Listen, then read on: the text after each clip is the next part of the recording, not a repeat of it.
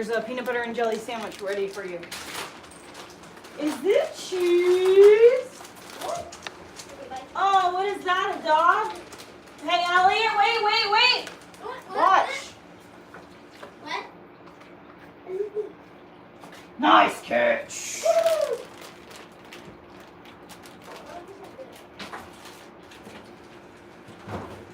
I don't want you inside anyone's house.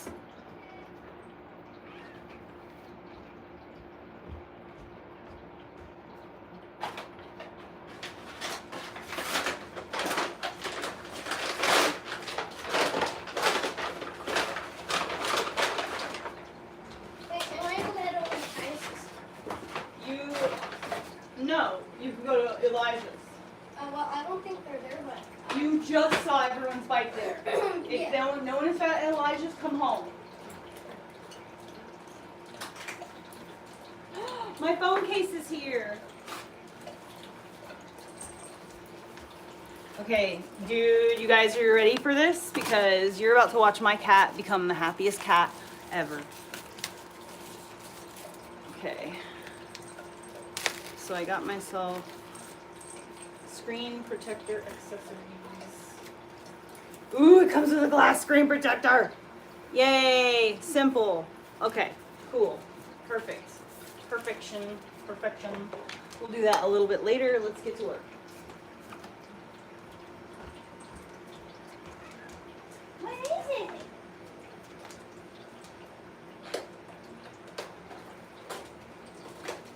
What did mommy get?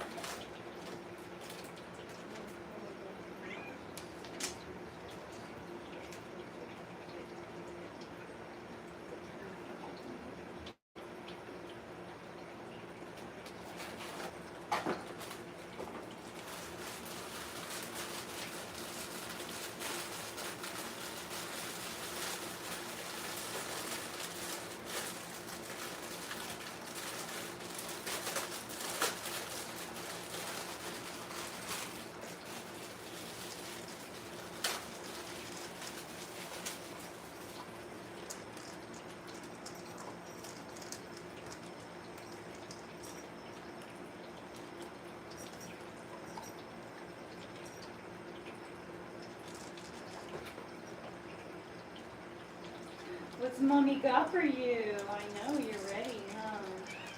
You ready? Hold on, I'm going. You ready? What is it? What is it?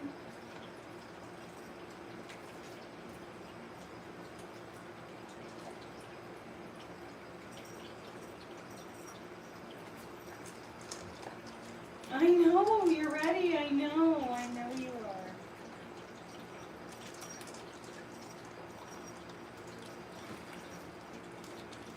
Natalie.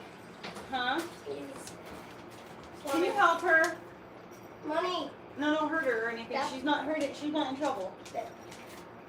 Use that one. He's at the way. Yeah. Where's the tablet? I don't know. I'm going, girl. I'm going. Oh my gosh. Is this cord upstairs? The charging cable? Mom, is it The upstairs? charging cable is upstairs. Yes. In the room?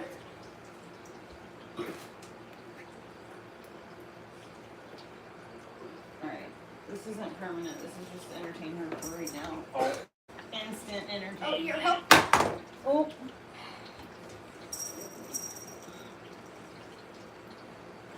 Can I have that for a second? She doesn't even care. Alright, there, I just stuck it somewhere. Orly, watch out. Get out of Money's way. Alright, now, Money has entertainment. That's so funny. She knew immediately this was for her. Pass me the block. The what? Block. In the kitchen. No. This is not The block This is the best for that. To plug it. I know. I'm saying to plug Here, into it's the. in the room, next to the bed. Not It's next that. to the bed. Listen. It's to next me. to the bed. It's next to the bed. I'm talking about the block. Why are you talking to me like that? I put it there. Block. Yeah, you can't use that small block on my tablet. No, Go the get small the one block. that's the small one that's taken into two pieces. Go get the block upstairs and stop being fucking rude. The big block. You need the big block, lover. Yes, Yodo. Trust your mother.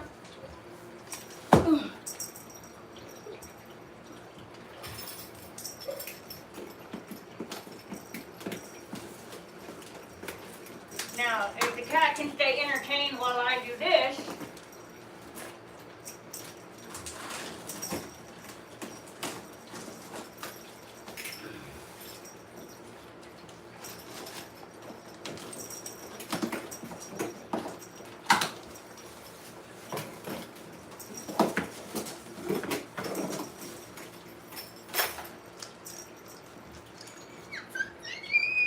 I'm so excited. I'm so excited. I'm so excited.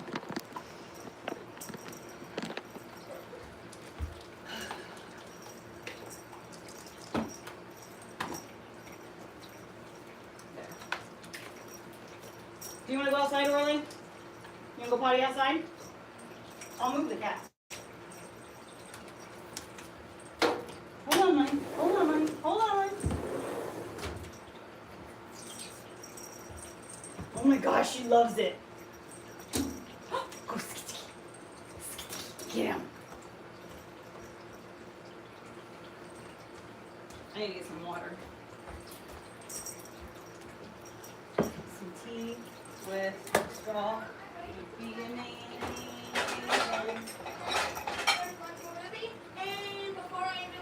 What? I can't hear you at all. What I was saying is that I got the tablet up to 2%. I put on a movie and it immediately died right as I was pressing play. Yeah, here, use this because this is the only thing that'll really power it up without that cord is messed up. No, I chose the other one that was even there. That cord don't work at all.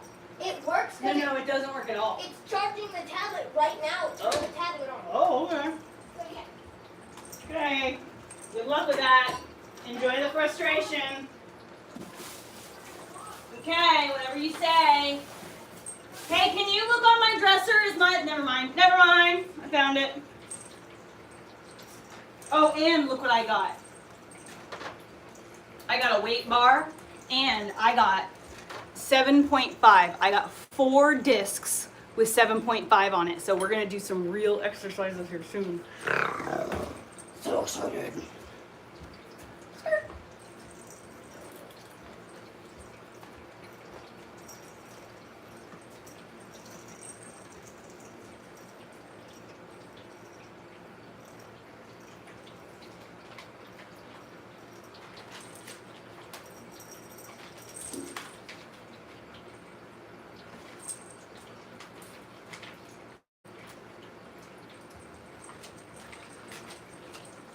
Oh yeah?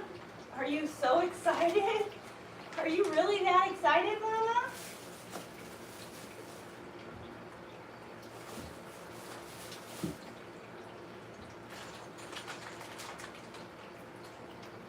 I know. You're ready. You're excited. I know. Let me get everything out of here so you can have the box to keep you occupied. So you're not all up in my business.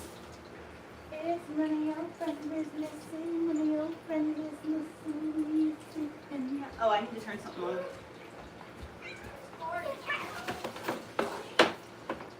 Elliot, why don't you call Money up there and scratcher her so you're settle down. She'll help to regulate your nervous system a little bit. Don't jump up on my goddamn keyboard, you fucking bitch. Say, call her. Say, oh, shake her treats.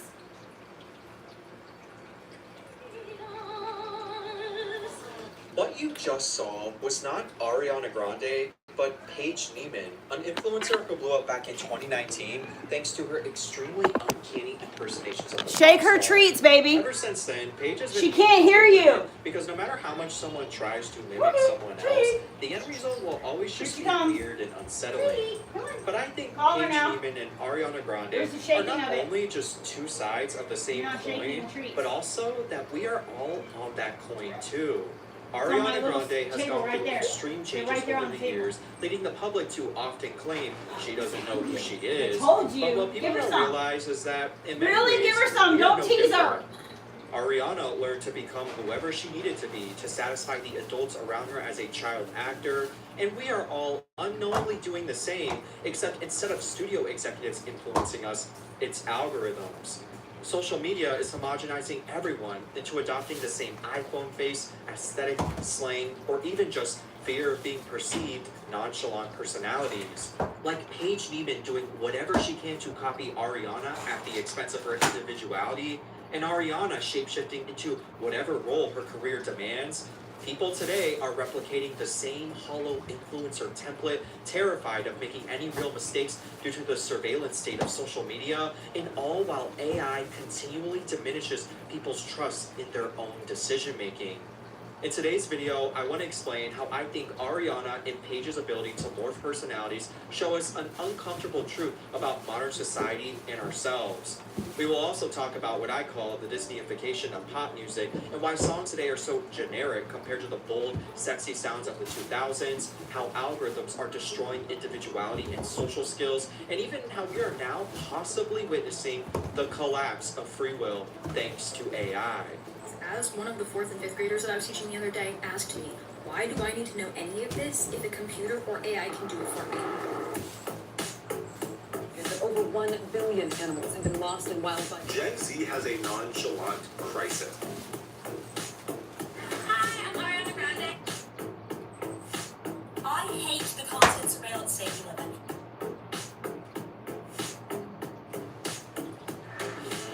Hey, this town deserves You a star cool like if you had a sticker on this one. Take a listen to this.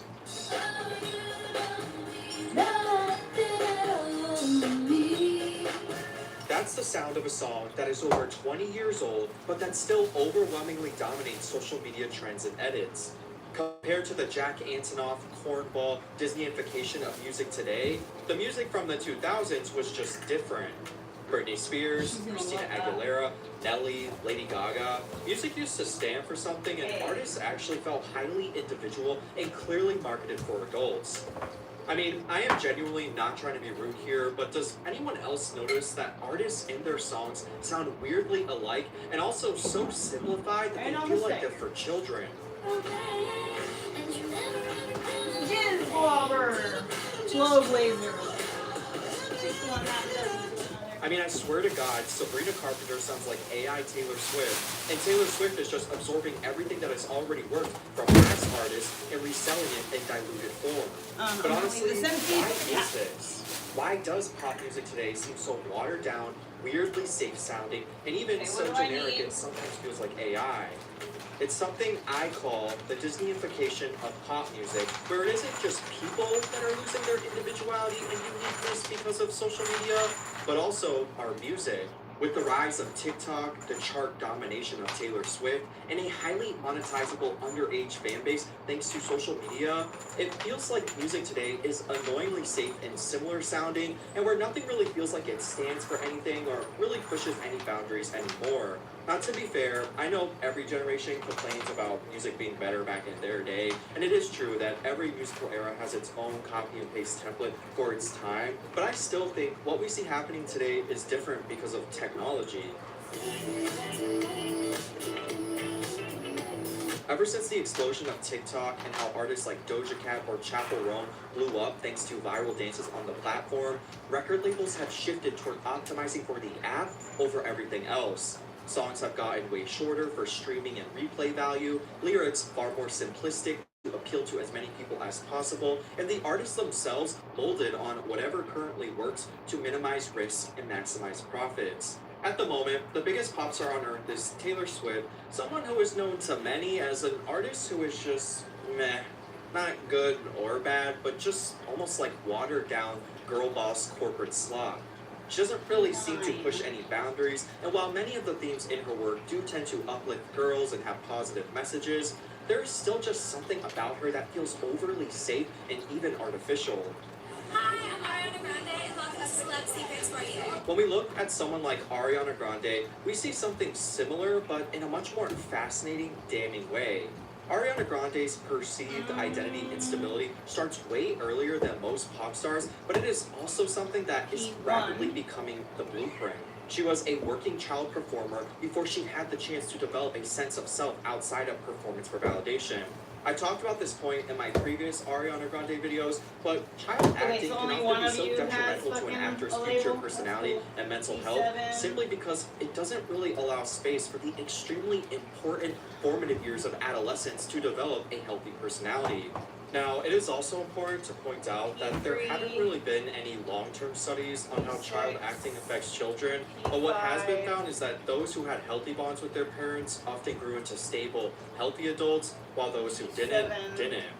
Obviously, none of us can really know what goes on behind the scenes with these people at all, but I still don't think it's a stretch to hypothesize that due to their acting careers beginning so early in life, with so much of the human mind and personality is still so moldable, that they then may be uniquely primed for such extreme identity shifts on demand.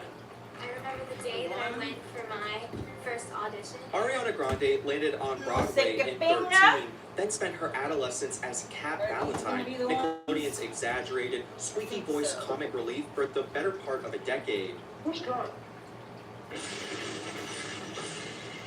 This Nickelodeon era was also not something she particularly loved, and she would later explain how she didn't like being forced to be the Cat Valentine character on and off set, and how she was forced to constantly dye her hair so much that it permanently damaged it. Non-famous kids usually experience a safe developmental window where forming a stable sense of self, experimenting with who they want to be, and developing their personality isn't constantly monetized or monitored, while for the child actor, that sense of self is a variable you adjust based on audience response. You don't get to be a person first and a performer second. The feedback loop comes before the self does, and just like Miley Cyrus, Selena Gomez, or even Sabrina Carpenter, you learn at a very young age not to really be yourself, but what the adults around you want you to be. After the Nickelodeon era, Ariana's evolution has increasingly looked less like an artist just naturally evolving, and more like a person perpetually shedding herself in response to whatever the public thinks or whatever her career demands. In the beginning of her music career, critics often called the mismatch between her wholesome, high voice and her sexualized stage persona silly and unserious, while more recently, people now, ironically, accuse her of styling herself smaller and more childlike and, quote, age regressing, rather than letting herself look her age. She spent a career oscillating between whichever version the audience seems to want at the moment and what her current career era demands, which is, again, exactly what you'd expect from someone whose earliest professional training was in reading a room and becoming what it needed. Add on top of that what she's gone through with Mac Miller's death, the Manchester bombing, and just the natural pressures of fame in general, and I don't think anyone should be surprised that she is who she is today. Going through any of these things by themselves as a non-famous person is a lot for someone to deal with. Like, imagine the most difficult time of your life, but now with millions of people giving feedback on your every move and appearance, like, I honestly think a lot of people wouldn't make it in a life like that. This is why I always say we need to have empathy for what these child stars go through and not judge them so harshly, because if any of us were raised in such unnatural circumstances, we'd probably be acting the same. But I don't know, when I look at Paige Neiman and even just how most kids today are raised on social media, we kind of do see a similar child star dynamic forming. Why do you care if we were voted worst couple? Is this a closet party? Look, I have suits.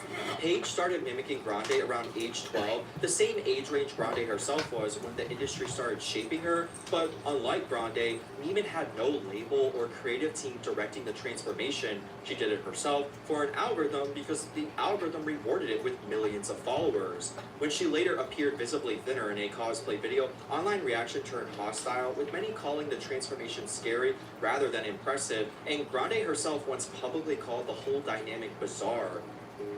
Hello everyone! I am so excited to finally announce that my TV series, Turning the Page, is finally out now on Amazon Prime.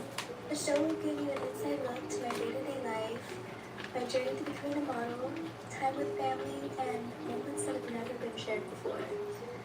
If you supported me over the years, it legitimately means so much to me if you checked it out, or if you just know me as the girl that looks like someone. Neiman's recent Netflix docuseries, framed around wanting to break free and be seen as more than just a lookalike, has been met with just as much skepticism as sympathy, because the internet that rewarded her transformation into someone else's image isn't especially interested in helping her reappear as herself, especially in a world that seems to crave unapologetic authenticity and individuality, but where everyone seems to be morphing into the same Gen Z archetype. That's the common thing worth understanding, because it's like Grande and Neiman aren't really two different stories. It's like they're the same thing reflected in two very different ways. One got processed through the literal machinery of a studio system that turns children into brands before they can consent to it and before they even know who they are. The other got processed through a platform that runs on the same incentive without needing a studio at all. Mimicry, resemblance, and self-erasure monetized directly by an algorithmic audience instead of an executive. And this is why I said earlier that I actually think the Ariana Grande and Paige Neiman dynamic is a lot more reflective of our current society and reality than we'd like to admit, because we are all also being affected by that same algorithm. And as kids grow up younger and younger on social media, individuality seems to be fading. So being in a constant state of surveillance, plus being shown that the way to succeed is to hyper-compartmentalize every single aspect of your personality and neatly label it for a Pinterest search, I think is causing young people to freak out about what it means to have an identity. What I think older generations need to realize about Gen Z and Gen Alpha is that we live in a surveillance state that is completely unprecedented in the history of time. Obviously, there's like the government surveillance state, which has obviously exploded post 9/11 and through the boom of technology. But there's also another surveillance state that comes from literally everyone around us all the time. No previous generation has ever seen their behavior noted, replicated, shared, and condemned at the level that kids see it today. You know, growing up, I always viewed the internet and social media as this truly decentralizing, chaotic force compared to the homogenization of the television age, because it's like everything we could ever want was now on demand. We search for what song or music or media we want to consume, the clothing we want to wear, and even the knowledge we want to learn. And in many ways, the internet has definitely decentralized everything, but it also feels like today, social media is homogenizing everyone into the same archetypal person, especially for younger Gen Z and Gen Alpha. Everyone seems to use the same slang, wear the same clothes or hairstyles, and attempt to act in the same nonchalant, non-personality having way to avoid being seen or getting posted online and being flamed by millions. I'm sick of the nonchalant people. Gen Z has a nonchalant crisis. I think we're in sort of like a social epidemic of people who are attempting to be as nonchalant and non-caring as they can. And I think it's having a huge effect on the I don't think these people understand what nonchalant means. In the early days of social media, we saw the opposite with millennials and older Gen Z. It was like having culture on demand helped birth this creativity explosion where individualism and subcultures bloomed, and it seemed like the old conformist television way of the past was officially dead.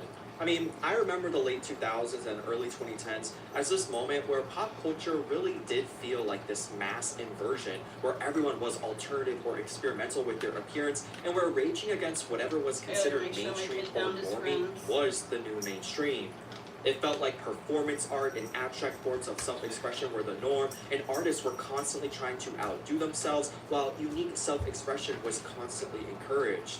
And I know Tumblr's 90s grunge was huge in the early 2010s, but I honestly feel like it felt more like a mixed bag of cultural expression. Oh, you're where some here? people looked like they were from Okay, the 60s I just or thought you were 70s, gone for a others second. I looked started like to they were freak from out. the 80s, some from the indie 90s, and most like a huge mishmash of all of the above. But as algorithms continue to get more and more powerful and centered more around rage and anger for engagement, it now seems like younger generations are self-limiting their personal expression by conforming before anyone really tells them to, like in the past. It's like that weird clean girl aesthetic, the resurgence of religion and bigotry in Gen Z and Alpha, and just the whole nonchalant trend shows us the indirect effect that social media is now having on young She people. loves that We're seeing toy. more That's so loneliness cool. in this generation. We're seeing more social anxiety because I've kids never don't seen know how her to start so a happy. Oh my conversation god. spontaneously That or shit is maintain cool. one. It's like We're bouncing and seeing shit. less dating Good.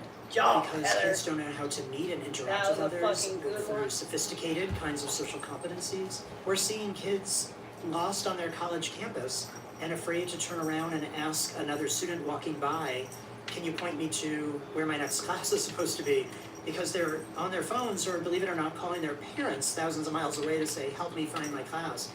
We really have created a situation where kids are being raised by machines and by We've been saying this companies for that are years that we teaching them can't only just give to kids a medal express for showing themselves up. through tech. And in this way, just like how people We'll claim have to be Ariana Grande challenged. or even Paige Neiman don't know who they are due to their extreme changes in appearances, many young people today also don't really know who they are due to growing up on social media and being so influenced by rage-baiting algorithms instead of, I don't know, not to sound like a boomer, but going outside and hanging out with people and That's why really I love my developing neighborhood a so much. My son has personality. friends to go Paige play with Neiman is like the outside. symbol of all of this, but again, taken to an extreme. I mean, just look at the concept of iPhone so bad face. for kids Everyone that seems to merge into the same didn't have a uncanny childhood, face thanks to algorithms that bicycles promote were only involved. certain types of beauty, and as people attempt to replicate unnatural surgical faces. It's like at the beginning of social media, I feel like we saw this explosion of decentralization and the birth of the first influencers, where so many different personality types and unique types of beauties bloomed.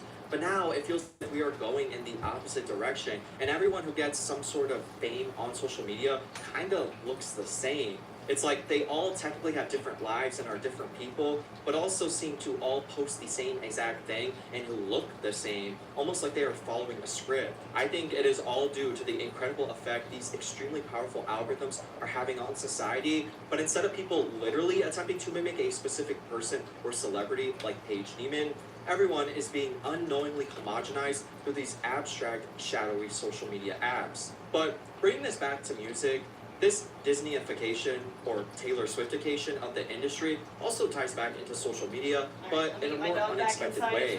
Social media has done something that business leaders and CEOs have been trying to do for decades.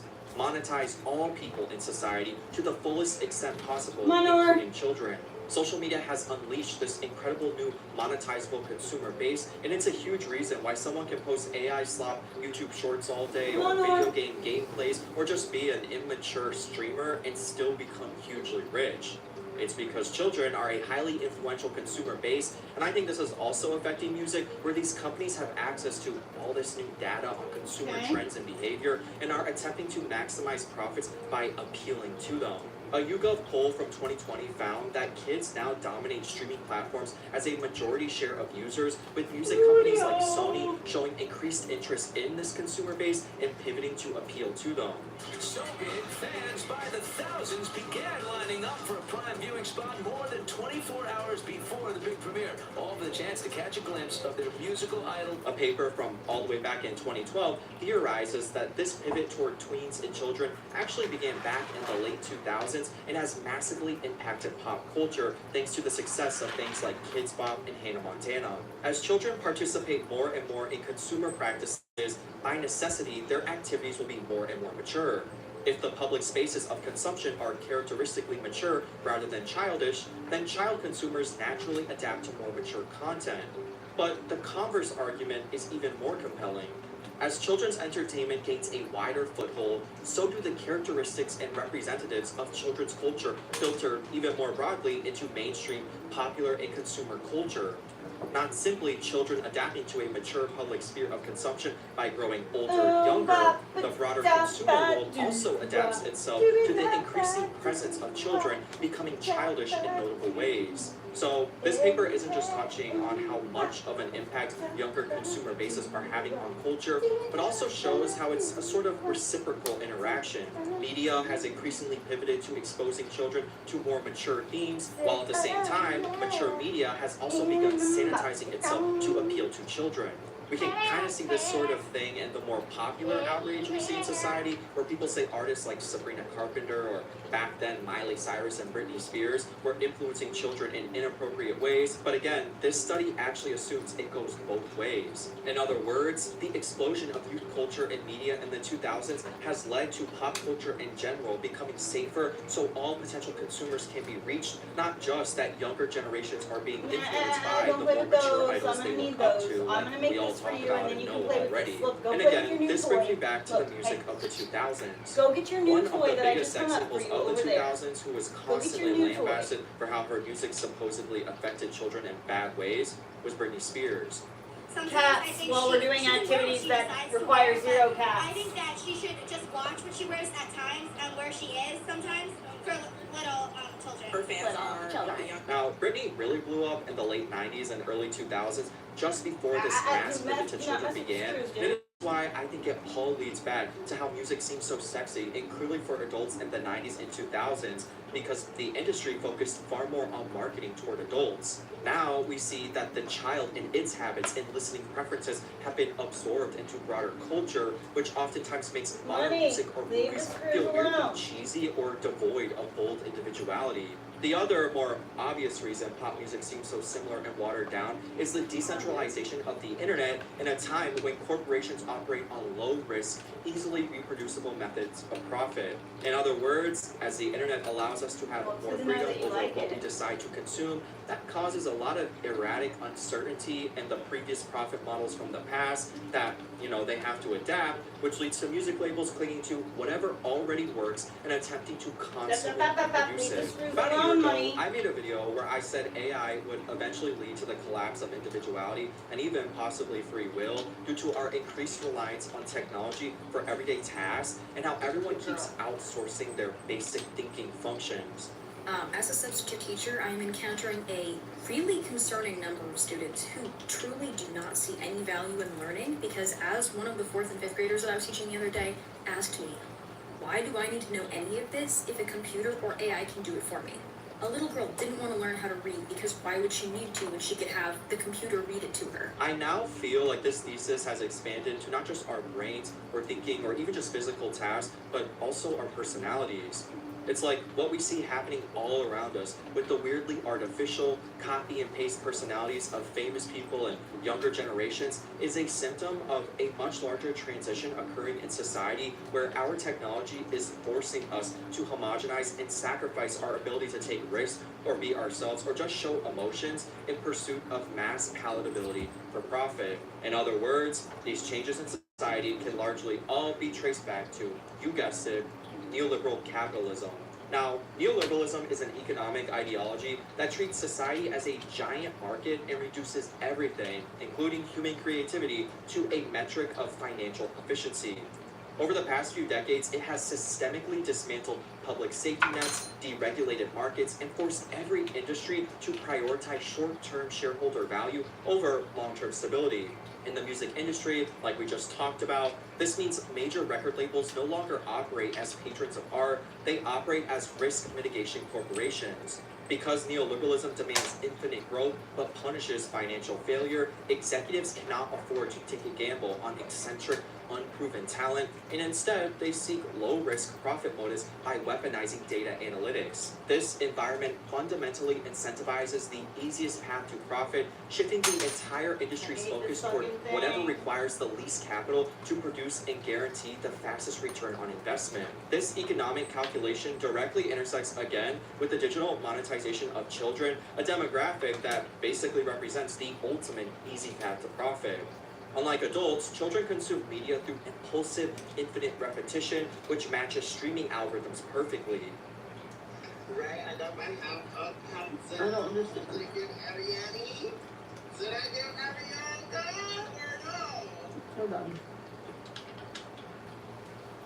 Right, I got my house uptown down. Did I give Ariane? Why do you keep watching this video?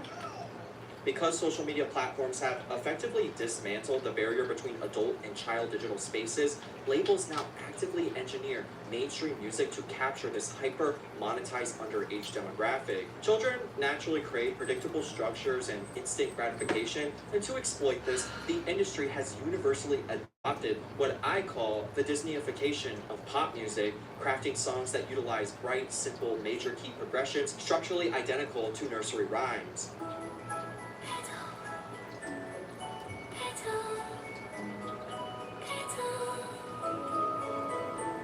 By By sanitizing content to make it safe for child consumers and parent-approved brand sponsorships, neoliberal market incentives strip away the edge, subversion, and complexity that historically define countercultural music. When these economic and demographic pressures collide with streaming platform mechanics, the physical architecture of the music changes. Under the current streaming payout model, an artist is paid the same fraction of a cent whether a song is 2 minutes or 10 minutes long, provided the listener passes the 30-second mark. Neoliberal efficiency dictates that a shorter song is mathematically more profitable, it takes less time to produce, allows more tracks to be crammed into a single listening hour, and drastically lowers the chance a short attention span consumer will skip it. So, modern songs have structurally imploded. Intros have been completely erased, choruses are forced into the first 20 or 30 seconds, and bridge sections are abandoned entirely. Songs are no longer built to take the listener on an emotional, complex journey. They are built to serve as hyper-efficient 120-second delivery vehicles for a catchy, viral-worthy hook. Because the internet has decentralized and oversaturated the media landscape, record labels are more terrified of financial risk than ever before. Rather than using their resources to, discover and nurture genuinely unique voices, labels now utilize predictive algorithms to scan TikTok and Spotify for what is already working. And when an independent artist does gain some sort of organic traction, a major label will sign them or rapidly manufacture a lookalike to clone that specific aesthetic. Newer artists are explicitly modeled on past successes, forced to replicate the exact vocal cadences, production styles, and visual branding of whoever just topped the charts. This is again and again and again why I said earlier that so many newer artists often sound like Taylor Swift or seem just weirdly safe, and it is why it feels like this data-driven mimicry creates a closed loop of aesthetic stagnation. Innovation is entirely crowded out by corporate optimization, resulting in a homogenized sonic landscape where every song sounds like a recycled version of the last. And as this risk mitigation, easiest path to profit business model only intensifies, we also see the average working class artist being squeezed out of the market. Nobody wants to take a chance and sign someone who doesn't have the followers, clout, or connections, which ensures some sort of reliable return on their investment. Taylor Swift's dad, Scott Swift, invested 500 grand, I think it was, into her record label, Big Machine, back when she first started. Go to nowadays, you look at people like Gracie Abrams. Her dad, J.J. Abrams, you know who he is. He's a famous producer, movie and filmmaker. Her best friend is this, one of her best friends, I just was listening to, Audrey Hopert. Audrey has a brother that is also a songwriter called Malcolm Todd, but his name is really Malcolm Todd Hopert. Audrey has a couple million monthly listeners on Spotify. Malcolm Todd has 23 million monthly listeners. But their father was the writer and producer for Scrubs and The Middle. Sabrina Carpenter's aunt was the voice of Bart Simpson. We can go on and on. Most of the people that make it in the music business now have parents that are famous or that are in the film or TV business or music business, or they're really wealthy.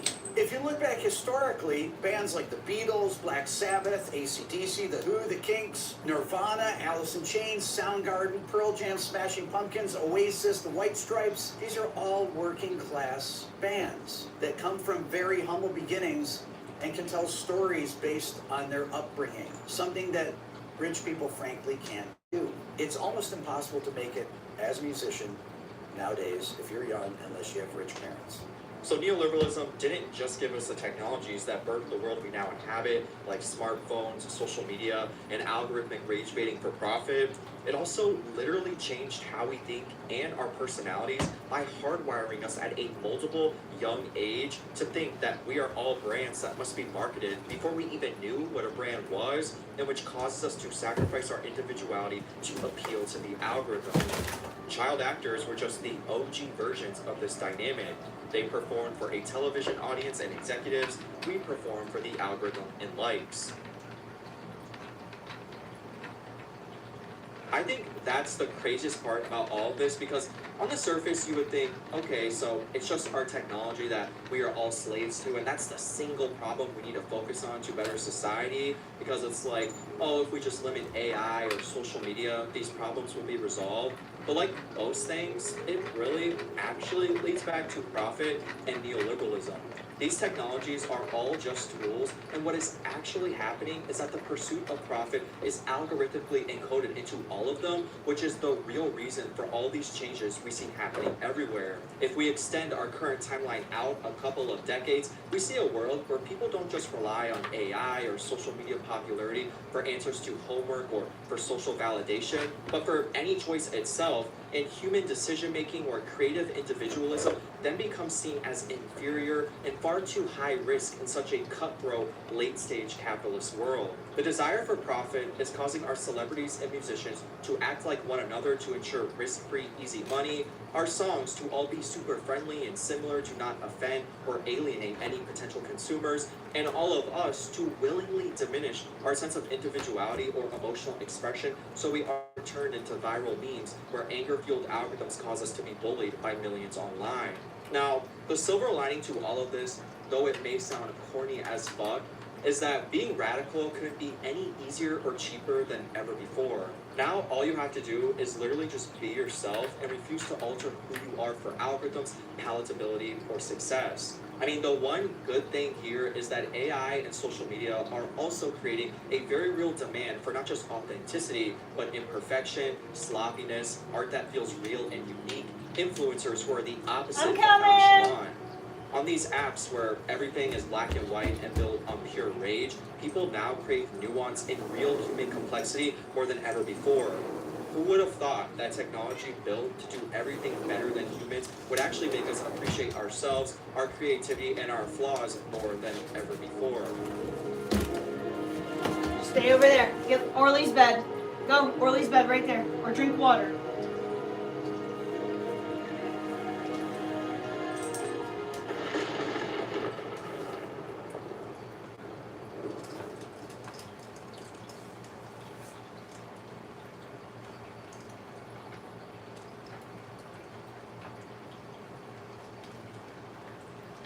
Jacobs by Marc Jacobs for Marc by Marc Jacobs in collaboration with Marc Jacobs for Marc by Marc Jacobs was a line under Marc by Marc Jacobs under the Marc Jacobs International parent company headed by Marc Jacobs and Robert Duffy. And they're in on the joke. But to explain how we got to something so iconically stupid, let's start at the very beginning. It's a very nice place to look. So the first thing you should know about Jacobs by Marc Jacobs for Marc by Marc Jacobs in collaboration with Marc Jacobs for Marc of Marc Jacobs line is that it was not technically a diffusion line.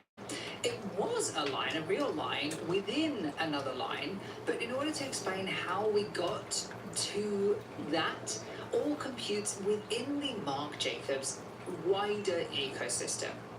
And so to do that, let's go all the way back to their very first diffusion line, which would be Marc Jacobs Look, launched in 1995.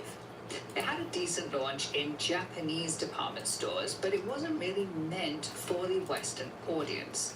It was manufactured and distributed by Mitsubishi and renowned Look in Japan and was specifically intended to capitalize on his rather large Japanese following.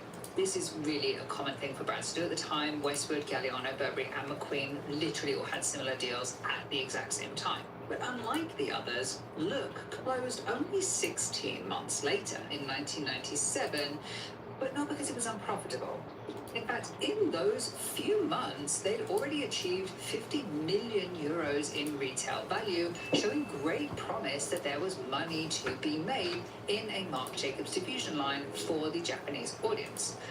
So yes, it was not closed due to a lack of demand for a Marc Jacobs diffusion line, but instead was closed when Marc Jacobs was bought by LVMH, coinciding with his appointment at Louis Vuitton, as it was a conflict of interest. And yet, this conflict of interest now left a 50 million euro gap in their business plan that needed to be filled. Enter Marc. No, really, that's the label's name, Marc.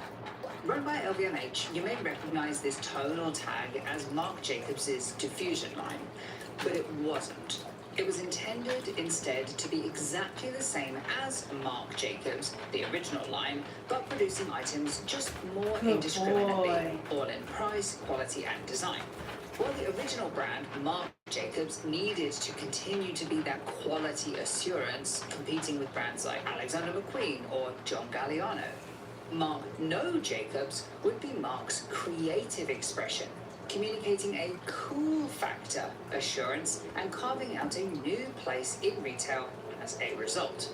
Quote, as originally conceived, it was intended more item-driven with a clear connection to the main collection. Jacobs said, we believe that fashion could exist at lots of different prices. It could be flip-flops for $30, a well-priced t-shirt. There could be an honesty and integrity to the different types of clothes. To be honest, the way that I understand the difference is that they were going to make the same stuff, but one would be priced on brand equity / competitive pricing, and the newly semi-renamed Marc by Marc, I'll come back to that, would be priced on cost plus pricing, allowing them to sell high and low without risking consumer qualms about overpricing. Okay, so positioning is established well before launch, but there is one more pre-launch change that I just noticed, which we do need to still discuss. Its name. Quote, the label was the same black background with Marc in white and Jacobs in light grey as if faded or blacked out. Marc No Jacobs, the designer called it. That didn't work out for editorial credit purposes. Magazines were stumped by the same name in 2 tones. Legally, a change to the standalone Marc wasn't possible. It was already taken. So they could not use the intended name Marc, either editorially nor with a secure trademark. So they changed the entire brand name to Marc by Marc, but they did so painfully slowly and apparently without telling journalists that both names were used interchangeably for many, many years, even in the tags, which remained tonal for years as well. This was the foundational flaw to the brand. It was confusing. The name is confusing, the product is not clearly differentiated from the main line, the tags are not clearly distinguishable, journalists are now calling it by 3 different names. It was a great idea in concept to have a more indiscriminate brand, but the communication of exactly what that meant to consumers was confusing. They even say the Marc No Jacobs line was less commercially minded in terms of things like color palette, but I don't know, I don't see it. Maybe it skews slightly younger, but the themes are all practically the same. In that there aren't any. If you're familiar with Marc Jacobs as a designer, you know his MO is to be totally different from one season to the next, with almost no themes. But between these 2 brands, season on season, inspiration largely comes from the same places, and they can look totally indistinguishable. For example, here are a series of looks from autumn-winter 2002 from both brands. I think you'd have a hard time telling which looks went together to create a cohesive collection without the backgrounds to make it clear. But that was supposed to be the goal of the second line, right? To be the same thing as the main line. So I can't exactly critique it for doing the job it promised to do, even if that job is just completely redundant. I do genuinely like it. Autumn-winter 01, spring-summer 02, autumn-winter 02, I love that one. Spring-summer 03, autumn-winter 03, spring-summer 04, and autumn-winter 04, all collections uploaded as Marc or Marc by Marc. They all had the same problem. They were all very consistent, cohesive, and it is incredible to me that all these collections could be easily worn without alteration today. The women's wear, not the men's wear, that's not kept up so well. But they don't look distinguishable from the main line. To be honest, the only real clear difference between these 2 brands was the stockists, as Marc No Jacobs was much further reaching at 85 different stockists, some of which had their own store exclusives. This does, however, bring me to May 2004, at which time I must tell you that, quote, LVMH has acquired parts of Marc Jacobs' holding company, Marc Jacobs International, that now total 96% ownership, although Jacobs and Robert Duffy retain a 2/3 interest in the Marc Jacobs trademarks, meaning they are paid royalties in addition to their personal salaries. which is so important, as in 2004, Marc Jacobs and Robert Duffy, who I've just realized have not explained who he is. So really quickly, Robert Duffy scouted Marc from his graduate collection, established Marc International with him. He's a co-founder, co-owner straight after graduation, and it was he who was the force behind his entire career. In fact, it was Duffy's idea to make Marc by Marc as well, because Don't the do it, person don't do it Marc yet. Wait, didn't wait. want to add onto his workload, and yet Duffy forced him because they knew they needed a commercially viable line within their parent, as the main line was not profitable. So it was he who convinced Marc to make Marc by Marc in order for it to have more of a mark when it came to negotiations and securing their mark, their own business marks within the market. So back to what I was saying. It was important in 2004 because Robert Duffy and Marc Jacobs would begin a frustration with LVMH basically immediately. Despite re-signing with LVMH for another 10 years, they told WWD that they had begun to feel like the CEO, Bernard Arnault, was allocating resources to other brands like Dior and Louis Vuitton, ignoring theirs as a smaller brand, which was still in the unprofitable growth phase. And yet this provided a catch-22. Quote, "We Damn want it. Marc Jacobs I to think she become a likes global it. force," Duffy said. "Now Do you we're like a it, nice, Mama? mid-sized American company, but I Do really you wanted like to it, be Mama? a global powerhouse.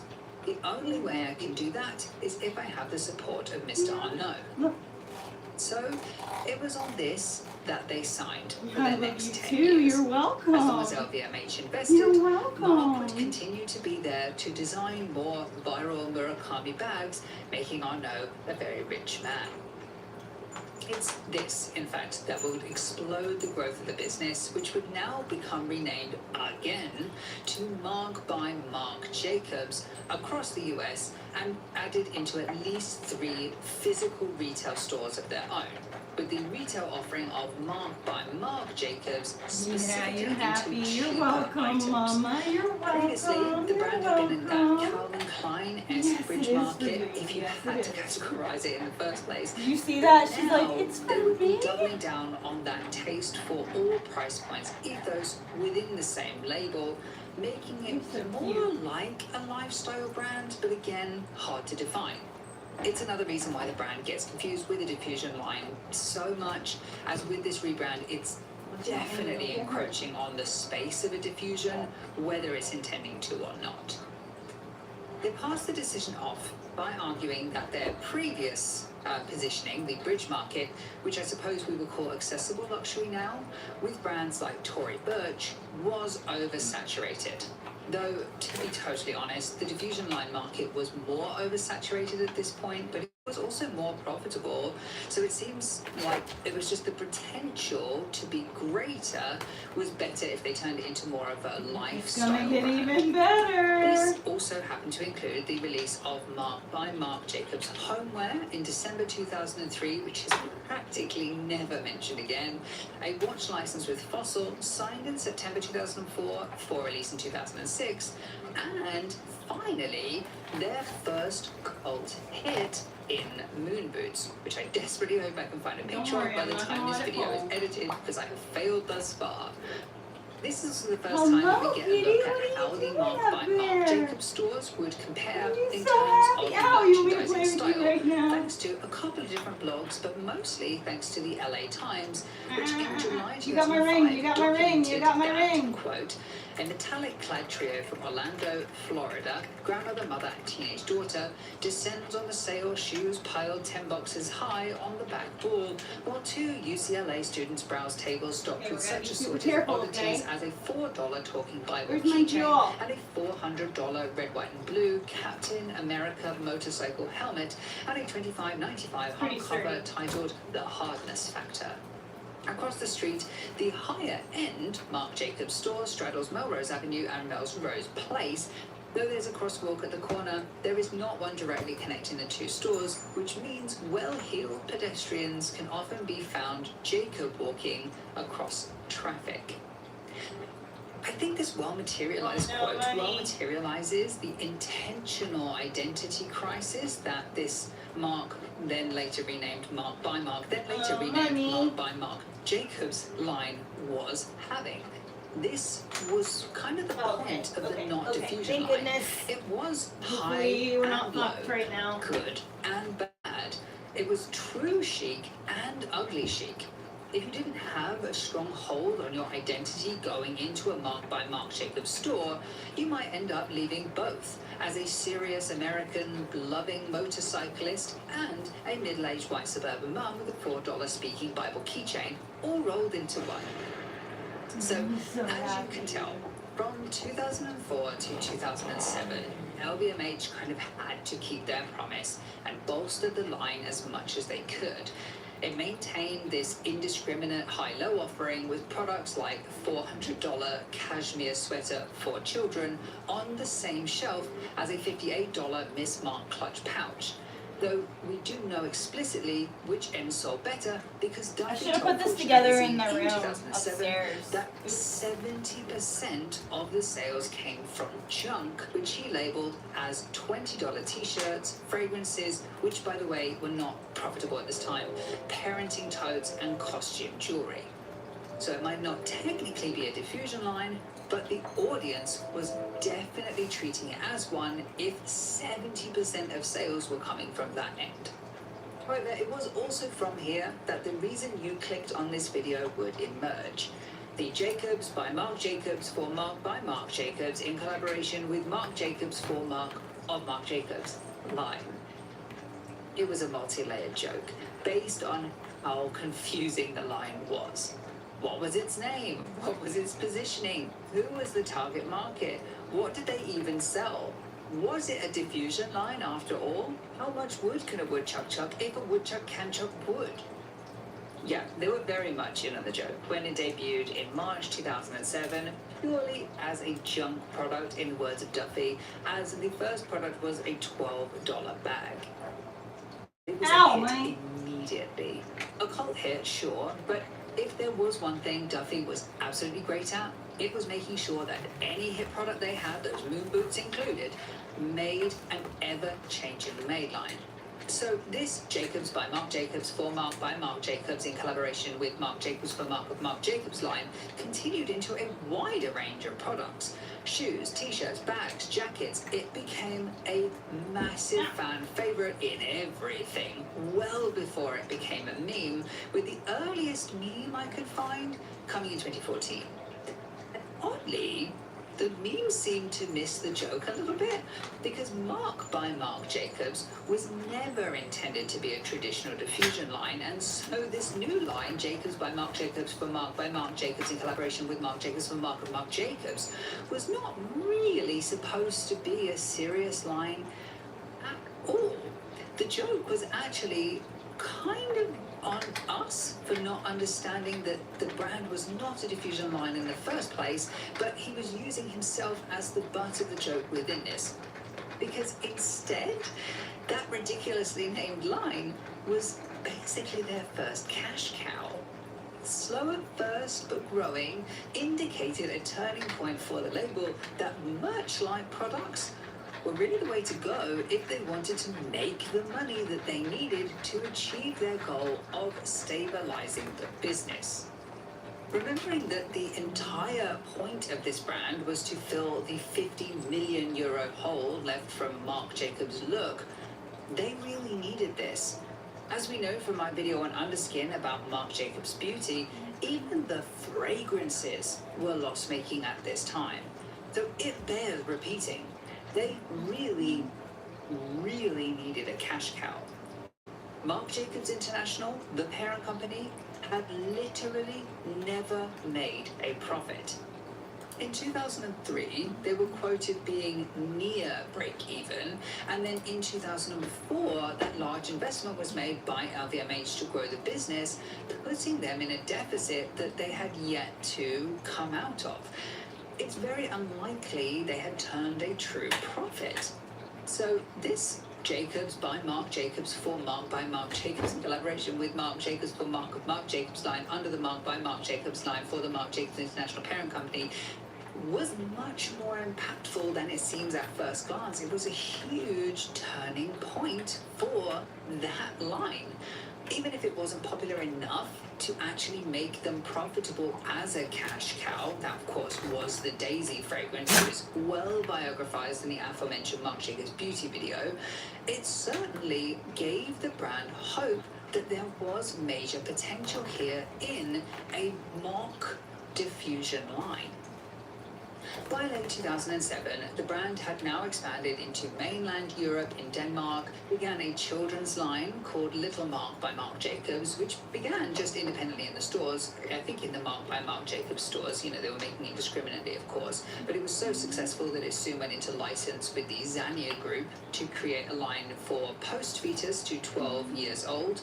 And they also had a new license for Marc by Marc Jacobs eyewear with Sofilo, and an expanded Marc by Marc Jacobs watch line to include now watch charms.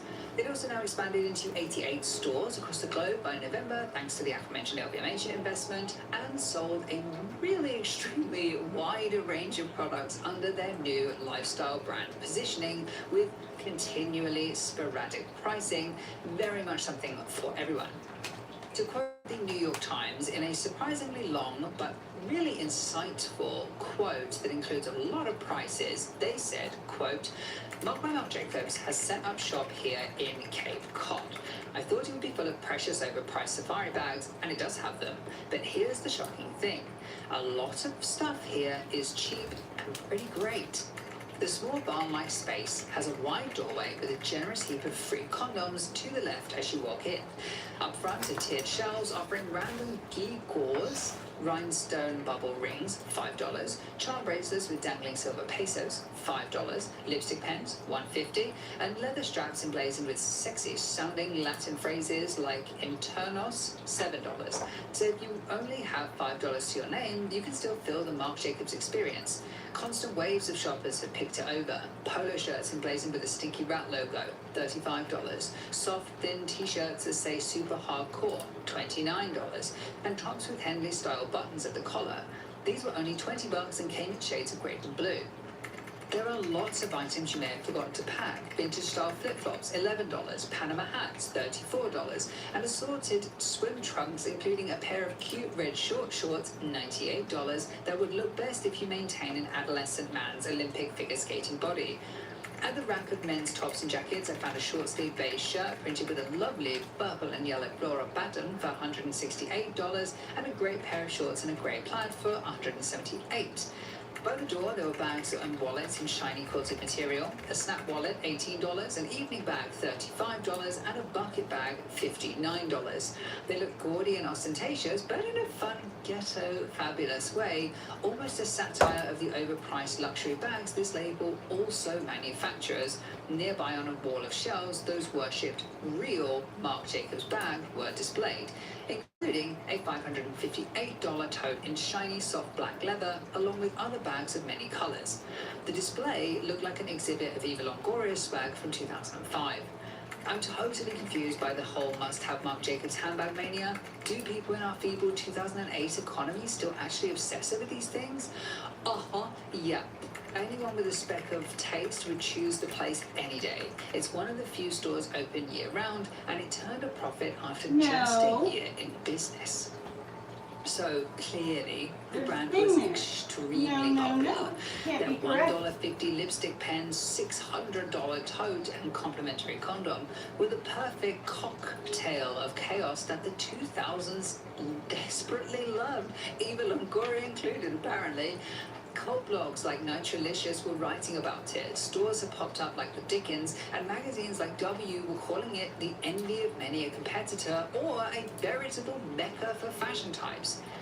It had taken a very, very long time and multiple rebrands, but Duffy and Jacobs had proved their idea of a curatorial brand, indiscriminate of price, could work for the mass market. They had redefined what a traditional diffusion line could be. By August 2008, they boasted 160 stores in 19 countries. By that September, they expanded into airports. January 2009 announced an expansion into London. Set for April, they had a new website, app/QR code push in Japan, which I do not understand because the QR code no longer works. By 2010, the Jacobs by Marc Jacobs for Marc by Marc Jacobs in collaboration with Marc Jacobs had become really quite famous and was now being brought up specifically in interviews, which, considering he was the creative director of Louis Vuitton at this time, is very telling that they are bringing up something from a diffusion line. I mean, come on.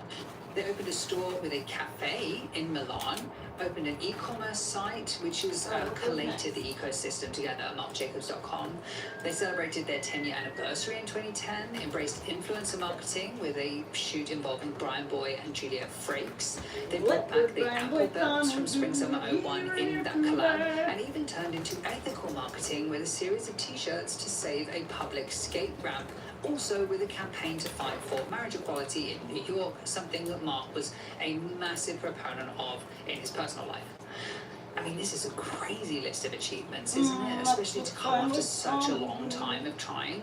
And even in all of this time, there's only been 2 scandals. One I'll have to tell you about when I finally get into the Marc Jacobs mega video sometime in 2027, because it's to do with embezzlement from the parent company and doesn't really have anything to do with Marc by Marc Jacobs specifically. And the other is when the Marc by Marc Jacobs shop at Bank & West 4th Street in Greenwich Village, New York's ceiling entirely Please don't jump around, don't make it during fall. work hours. I'm not joking, there's photos. Quote, the employees had raced outside in a cloud of dust after parts of the store's ceiling suddenly crumbled about 1:30 p.m. Pieces of plaster covered the handbags, scarves, and other luxury merchandise. A large light fixture came crashing down with the ceiling, leaving a gaping hole. No customers were in the store at the time, the employees said, as they stood on the sidewalk, dusting themselves off and peering in through the arched windows at the wreckage. None of the employees were hurt. It just started cracking, one of the employees said of the ceiling. He declined to give his name before being scuttled away by other staff members and could not comment further. The company's press representatives did not respond to emails on Saturday. The shop was shut after the accident. Obviously, come on now. Customers continued to come by the store only to be baffled by midday closing until they saw the debris on the floor. Genuinely, I don't think anything came from this. The funniest part of this article is they have multiple testimonies of people that were coming to the store and disappointed that it was closed because they wanted to buy something but couldn't because people almost died. Like, what are their priorities? Not in a straight line here. They don't have any, there's no comeuppance for this. There's no lawsuit, nothing. I'm really surprised about it. But maybe it's because LVMH was able to give a cash bonus to the people who are working in the store. I have no idea. If you're one of these people, please do comment. I thought this story was hysterical. I assume that non-disclosure turns up as well. Let us know. Anyway, this all happened shortly after their founding president, Caroline Rizzoli, stepped down, totally unrelated to the ceiling. Or at least I hope that she wasn't up there with a saw trying to destroy everyone's lives. She was replaced eventually by Liz Fraser, who foresaw a totally different future for the brand. This brings us to May 2013, where despite all this incredible growth, reception, and ceiling work, Marc steps down as creative director and hires 2 people in his place. Namely, Katie Hillier, who went to the role of creative director, and Luella Bartley, who went to the role of design director of women's ready-to-wear. And it created more confusion for the brand. On one side, Duffy's saying he's still the boss, and on the other, Duffy's continuing to say he's as involved as he wants to be, depends on the season. But they're also explaining this move in a totally different interview by saying that the brand was getting a little stale, which it absolutely didn't seem to be from all of the other sources, and totally contrasts this tangible growth in terms of more stores opening that the company had recently gone through and boasted. It's very unusual for any diffusion label to openly have a new creative head as the entire selling factor for that brand, especially when the whole thing about the Marc by Marc Jacobs line was that you're buying a part of that person's design ethos or cool factor for a fraction of the price. So when he's gone, what are you actually buying into? It was a real shift. It was a real redirection for the brand that seemed to, until this point, be doing very, very well. It even came along with a new promotion of their origin story, which comes with a quote from Business News, quote, Lydia had worked in a freelance capacity on Mark by Mark for 10 years, beginning in handbag design before eventually overseeing the watch, eyewear, and jewelry areas. Duffy added that Katie is allowed to staff the team any way she wants. That included hiring Bartley, a fellow English designer for whom Hillier designed accessories in the early days of Bartley's own ready-to-wear collection, Luella, which she ran from 1999 to 2009.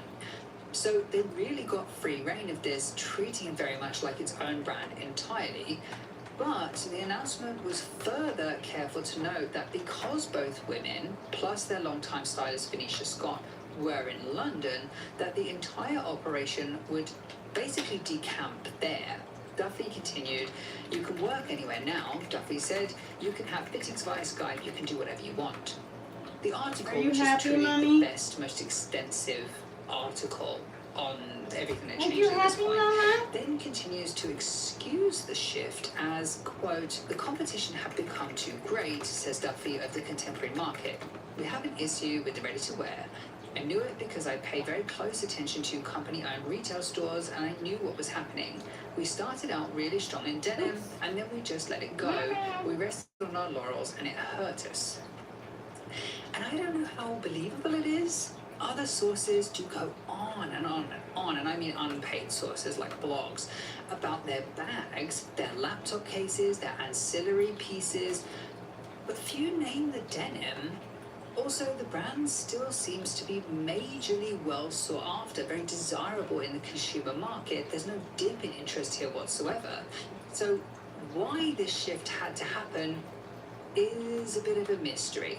Whatever the reason was, however, it happened. And actually, this entire rebrand or reshift, or however you want to call it, seemed to go quite well. They had a collab in Liberties in London. They penned a deal for a very large Fifth Avenue flagship for Mark by Marc Jacobs. Show Studio did a full panel on the brand for the Spring-Summer 14 show, which was technically Mark's last. It was a show that also came at the point of some controversy, actually, because this T-shirt appropriated the logo of a British. We're gonna attach it to the wall when it goes to its final home. Mark says it's a coincidence, and that they were unaware that the illustration had been used by a neo-Nazi band, and it naturally does blow over because you see, Mark wasn't just leaving Mark by Marc Jacobs. He and Duffy now announced that they were leaving Louis Vuitton entirely. Announced after the Louis Vuitton Spring-Summer 14 show that October in 2013, Mark and Duffy announced they were leaving Louis Vuitton with the option to take the company into an IPO, so listing it on the stock market within just 2 years. It seems it was in fact for this reason, all the way back last year, that Hillier and Bartley had been hired for Mark by Marc Jacobs. LVMH wanted Marc Jacobs to become the new Michael Kors. This is an actual communicated goal, by the way, not right now. Kors had raised $944 million with his own IPO, which was enough to buy 236 Speaking Bible keychains. And Marc was LVMH's most promising brand for that same goal. For that reason, while Mark needed to be over there being the big boss planning the IPO, Hillier and Bartley would debut in autumn-winter 14, and yet with another rebrand. Now, the brand that was Mark, then Mark by Mark, then Mark by Marc Jacobs, would become MBMJ, which likely stood for Michael Bublé, Michael Jordan. Actually, I'm being stupid, but I mean to communicate that the new name saw a bit of hardship in the media. Customers seem not to equate the old brand Mark by Marc Jacobs to the new acronym MBMJ very easily. There's a quote about it from Bustle where they said, was it a new collection brand or a recycled one? It took me a minute to put together that MBMJ was the same thing as Mark by Marc Jacobs. The clothes were a complete departure from the blandness that the brand had fallen victim to in earlier seasons. And I just want to stop here for a second because that critique that it had become bland is not a universal critique. It's a It's okay, touch Mama. harsh, in my opinion, because yes, before the rebrand, Mark by Marc Jacobs was more commercial. The brand did go into a more accessible style to reach the widest audience as was needed. On the journey to that, it had built this incredible tribe of customers all on its own standing and have become extremely financially successful in the process. We don't have numbers for this exact year, but it does seem likely from context that Mark by Marc Jacobs would have been pulling in something like 75 to 80% of the company's sales, period. Although I'm assuming not fragrances and cosmetics because that was done by Coty. This number obviously is a guesstimate, but even if it's off by a medium-sized margin, you can tell that changing the brand so drastically in name and creative direction, even in target market, as this did skew younger, the whole push of this was a massive, massive risk. In an interview, Tim Blank said, "Katie, what was your brief from Mark and Robert at this point?" "Ilya, everything has to change." Blanks, "It had gotten kind of stale and repetitive." Ilya, "There wasn't one person in place on a regular basis guiding all product categories, someone who could straddle a management position and creative position. That's what needed to happen. So what was important when we started was designing something that was one coherent entity rather than a commercial collection and a show collection. Partly, it's becoming an identity again. I remember the first couple of Mark by Marc Jacobs collections felt tough and cool, and you wanted to be that person. Though we toughened it up with more tailoring and a graphic manga femininity as opposed to something girly.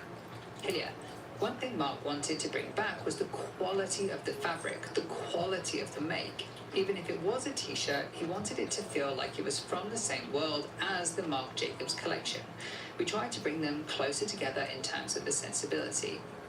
So basically, the brand was evolving in from this lifestyle identity crisis back into the diffusion or bridge ultimate fashion paradox, where Mark had become so famous that he needed to hire other people, two other people no less, to be Mark enough so that Mark could go back to being Mark at Marc Jacobs International, aka the mothership. It's certainly an irony that befits a label that was best known for the Marc Jacobs, Jacobs by Jacobs of Mark and Marc Jacobs, etc. line. It's a very confusing brand entirely. But the reviews were great. They didn't get any new stockists or stores though, which is notable considering that the company is pushing for an IPO and that's a move that would be common in the lead up. But the reviews were great. Yeah, even without the $4 Bible keychains speaking to you in your pocket, the reviews were great. And the next month, Duffy left. You see, all the way at the top, what hasn't been clear in the Mark by, or the MBNJ, I suppose now, label, was that LVMH had placed Sebastian Saul onto Marc Jacobs International as CEO as part of their push for an IPO.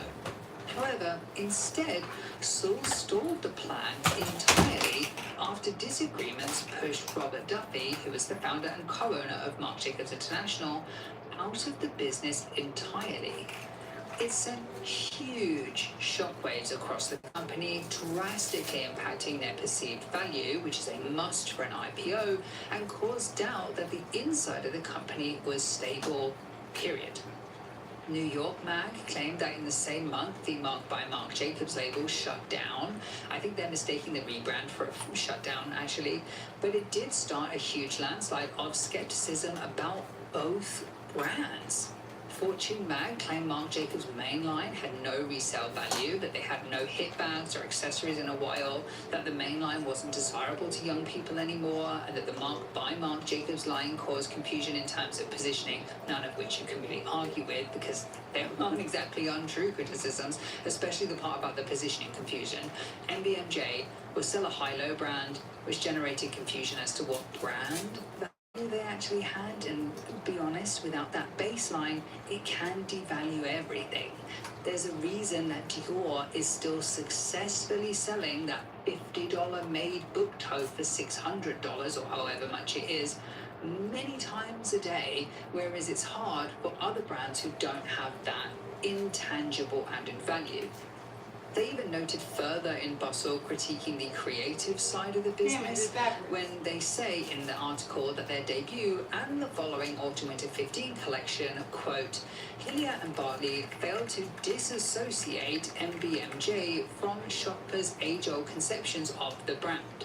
Its products have spent so much time on the floors of Bloomingdale's and Saks across the country that, and correct me if I'm wrong, most mall shoppers associate it with utilitarian quilted totes and cute fuzzy shoes rather than with trend items like polka dot bandeaus and rubber chussie booties. They were comfortable with the sameness of the products, so when Hillier and Bartley gave it a laudable but risky creative touch-up, perhaps folks weren't ready for it. A piece of pipe. That's it summed up to a T, isn't it?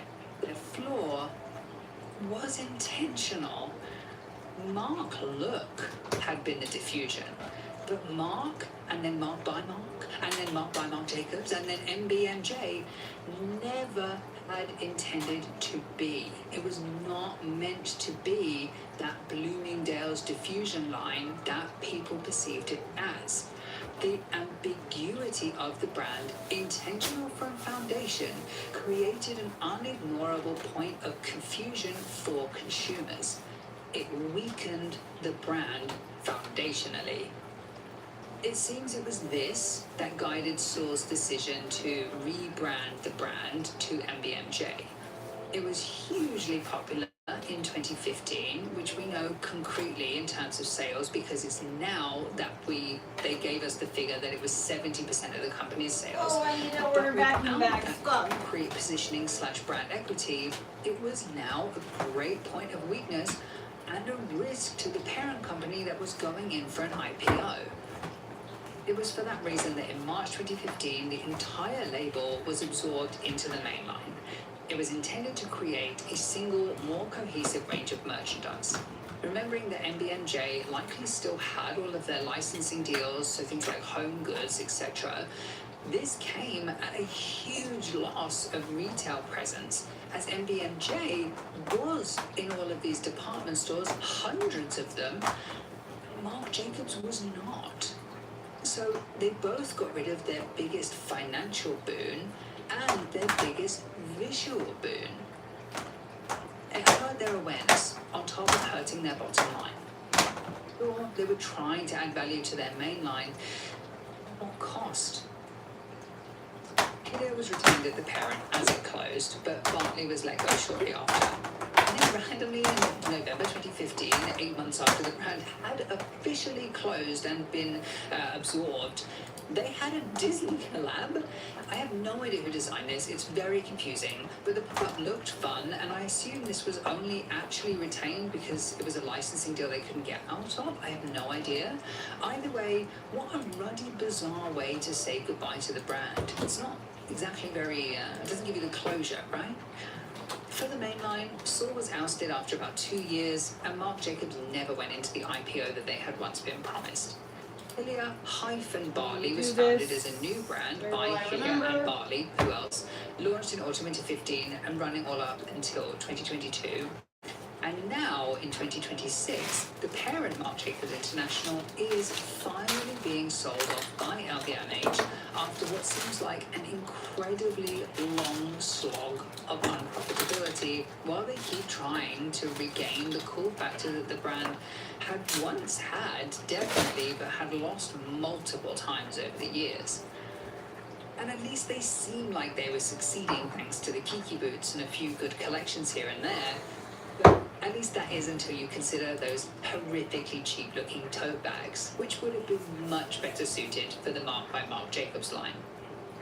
Thank you so much for watching this video. Please do like and subscribe for more fashion retailing history videos. For videos like this, but about beauty retailing history, please do subscribe to my beauty channel Under Skin here. And a super special thank you goes out to my patrons and channel members for your ongoing support. All content used in this video is done so in accordance with the principles of fair use. However, if you have any concerns, please contact me directly at contact@understitch.co.uk.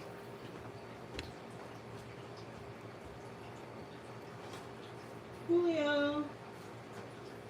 J.Crew was once a family-owned company built to incredible popularity. And yet, it wasn't the mastermind of one person, far from it. Over the years, several people have helmed the brand to varying success, but today, it's finally reached its long-anticipated end. At least, that's how it seems. A very large amount of information in this video comes from this book by Maggie Bullock. I usually get my information from as many sources as possible, but as I tried to research deeper, I only found how comprehensive Bullock's book was. I will still keep the sources in the top right because there are more than one, Press so the you space can bar tell and for it certain fast for yourself. forwards. But I just wanted to say this initially because it was such a good book. I highly recommend.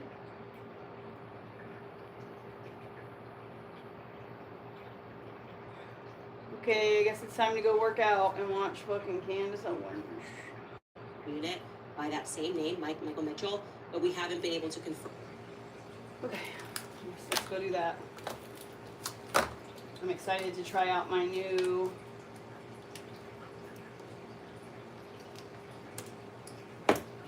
exercise equipment that I bought today. Let me go get the things out of the garage.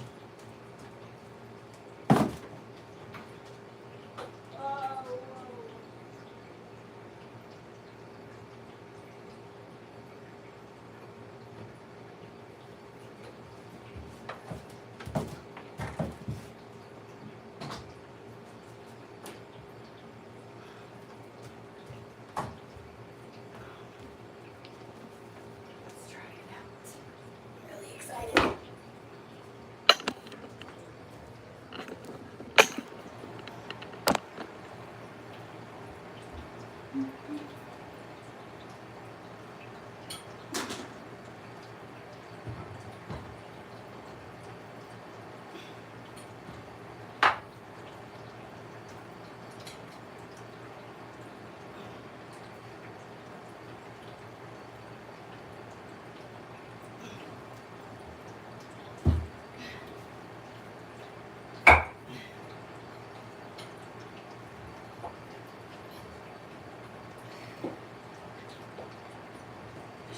Before I do this.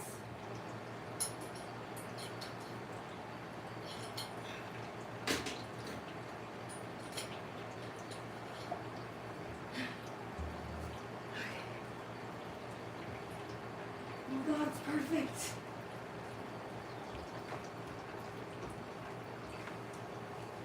Oh, I should leave it sideways like this.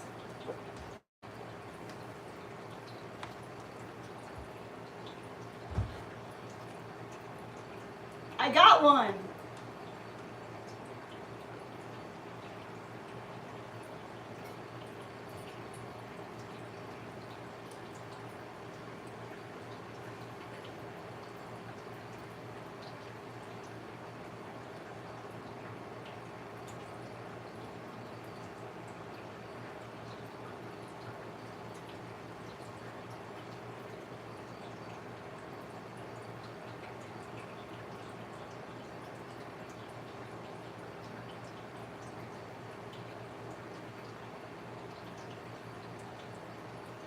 Elliot! Just checking.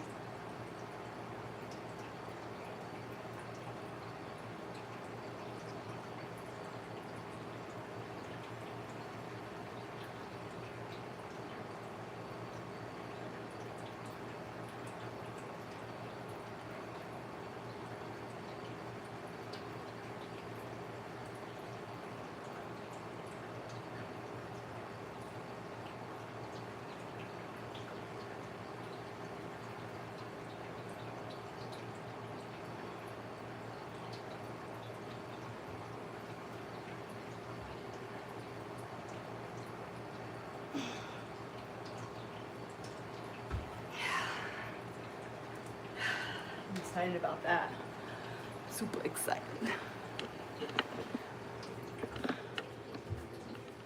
No farting. I have to pee though, so I'm not going to do that many. I'm going to go pee, and then I'll exercise some more in my bedroom.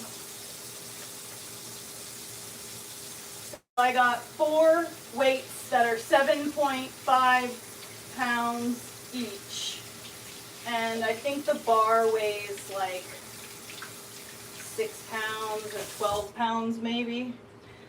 Can't remember.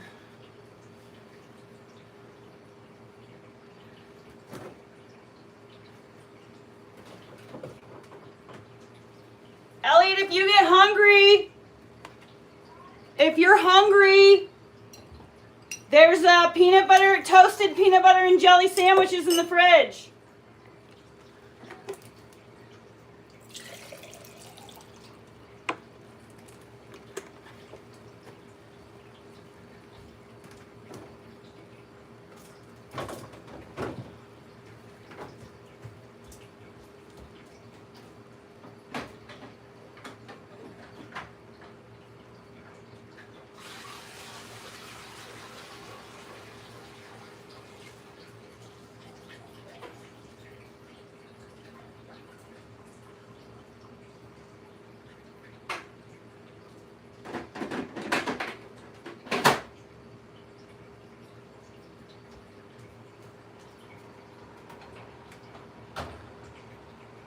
I'm gonna make something with my new fun kitchen tools today at some point as well. Okay, let's get all you guys upstairs.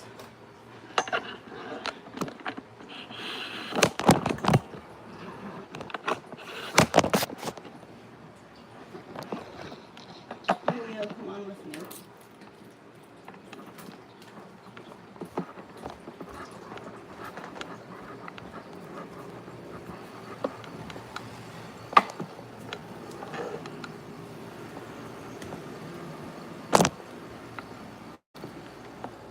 Wow, our house smells so good.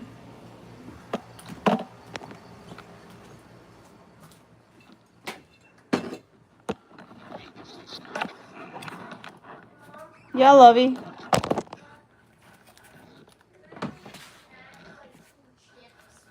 Sure, there's Doritos in the cabinet.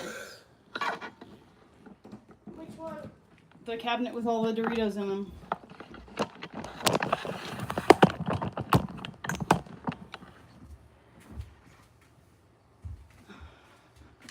Notes.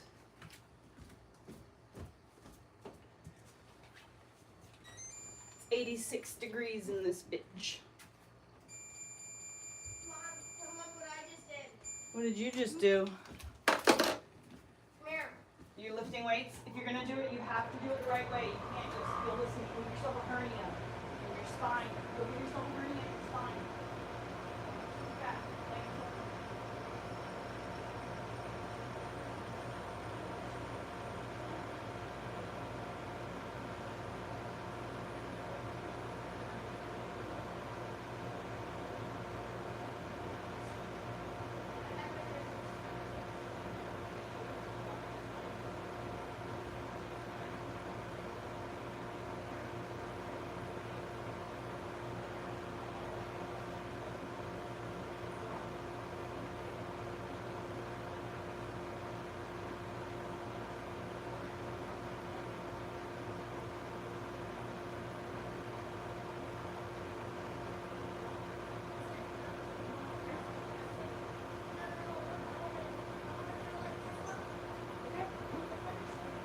Well, come upstairs and do it. I'm gonna keep the weight on the yoga mat because if it hits the ground, I don't want it to shatter the ground. Well, I need to be on the yoga mat for this. Yep. No, I'm not gonna lift it above my head. Use Hold your this for a hands like second. this, not like this. Watch out. Why are you turning it? I'm gonna do that. Okay. All right. Let mommy.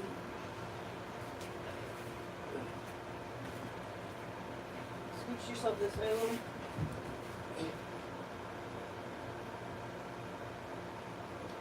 Whoa, dude! Try to keep it right above your chest. Right, Wow. Holy crap, Elliot. You're doing well. I'm not doing most of it. I'm just trying to keep you from smashing yourself. Oh, that was fun. Okay. Good job. You're super That was strong, like 10, dude. wasn't it? Yeah, something like a lot more than I thought you were gonna do. That's for sure.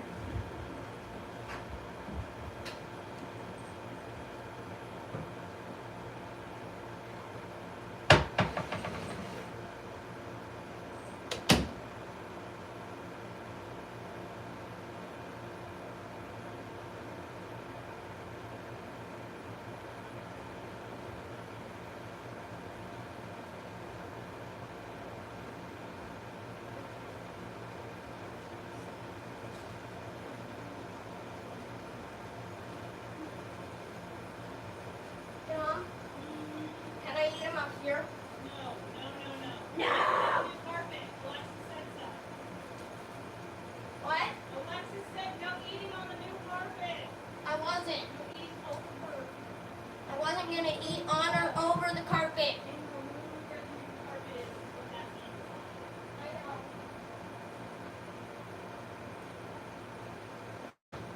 I was gonna do it in your room. No. I No. don't want anything in my room ever. I don't get anything in my room. Not even I'm eating in my room. So. It is hot, hot, hot. Oh my god, we got our wish though. We're not in the bus for this hot summer. Last summer I was sitting in the car looking at the thermometer of 126 degrees and I said, this is the last fucking summer that I suffer in the heat this way. I will not be in the bus next summer. I vow it to myself. And I kept my vow. Because I'm good to myself like that. Alright, that shirt is no longer clean. A different pair of breeches. I think these shorts are gonna irritate me exercising in them. Alright, I'm gonna turn on Candace Owens, shut my door and exercise. I'm shutting my door because it's hot. Go downstairs in the AC. Are you in your room? Oh, you're downstairs? Stay downstairs in the air conditioning. I'm gonna be upstairs in my air conditioning. Are you gonna go or are you gonna stay? Go downstairs. Go. Go. I already gave you some. You gotta go.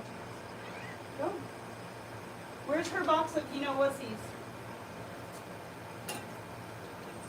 Where's the box of treats, Elliot? Oh.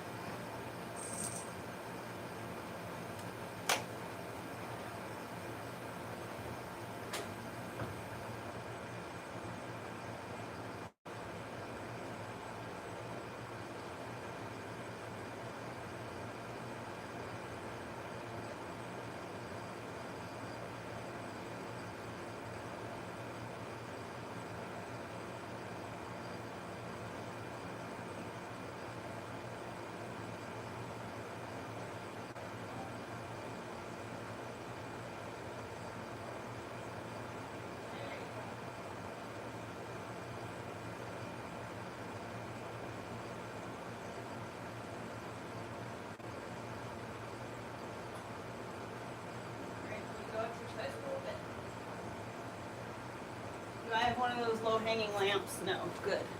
All right, let's listen to Candace Owens and a mood skirt. Turn around, go to town, mood skirt. Okay. And yet here you are watching YouTubers that are so boring. You just can't get enough of it. That you comment and the algorithm is like, oh, you want more, Daddy? I'm going to give you more.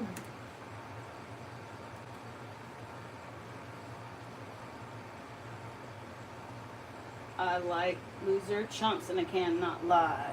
You losers can't control your comments.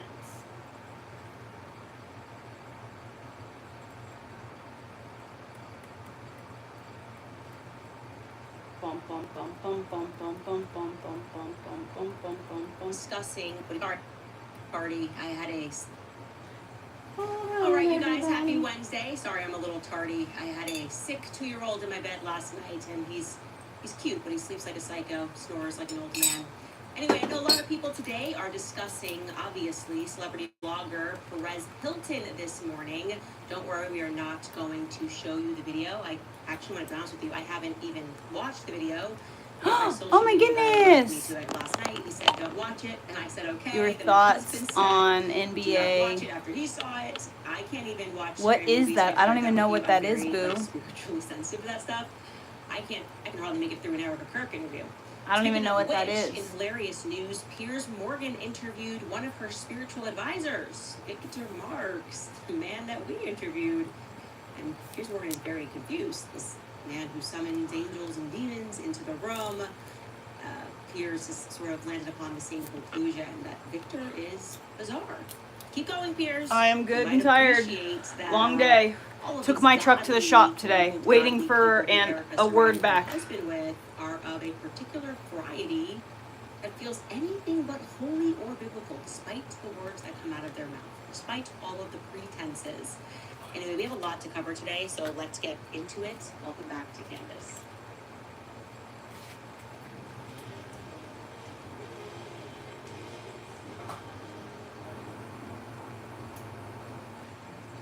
The Bluetooth is ready to pair. The Bluetooth device is connected successfully. The Bluetooth device is ready to pair.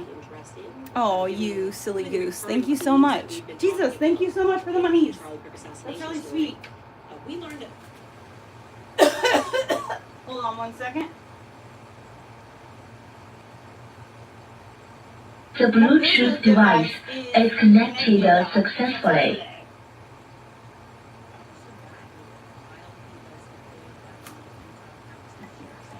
So that was actually his last place of employment before he began working for UB. He worked for Utah County Sheriff's Office. But specifically, he worked in the Sex Crimes Detective Unit. So I'm pointing that out because I have been continually underlining that theme across the board. Various decoys, like George Zinn, arrested for child pornography. Seems like he was put up for this job of saying, I did it. The guy who jumped up and started that chant, USA, USA. He goes by David Sprague, but he actually changed his name. It used to be James Rawlinson.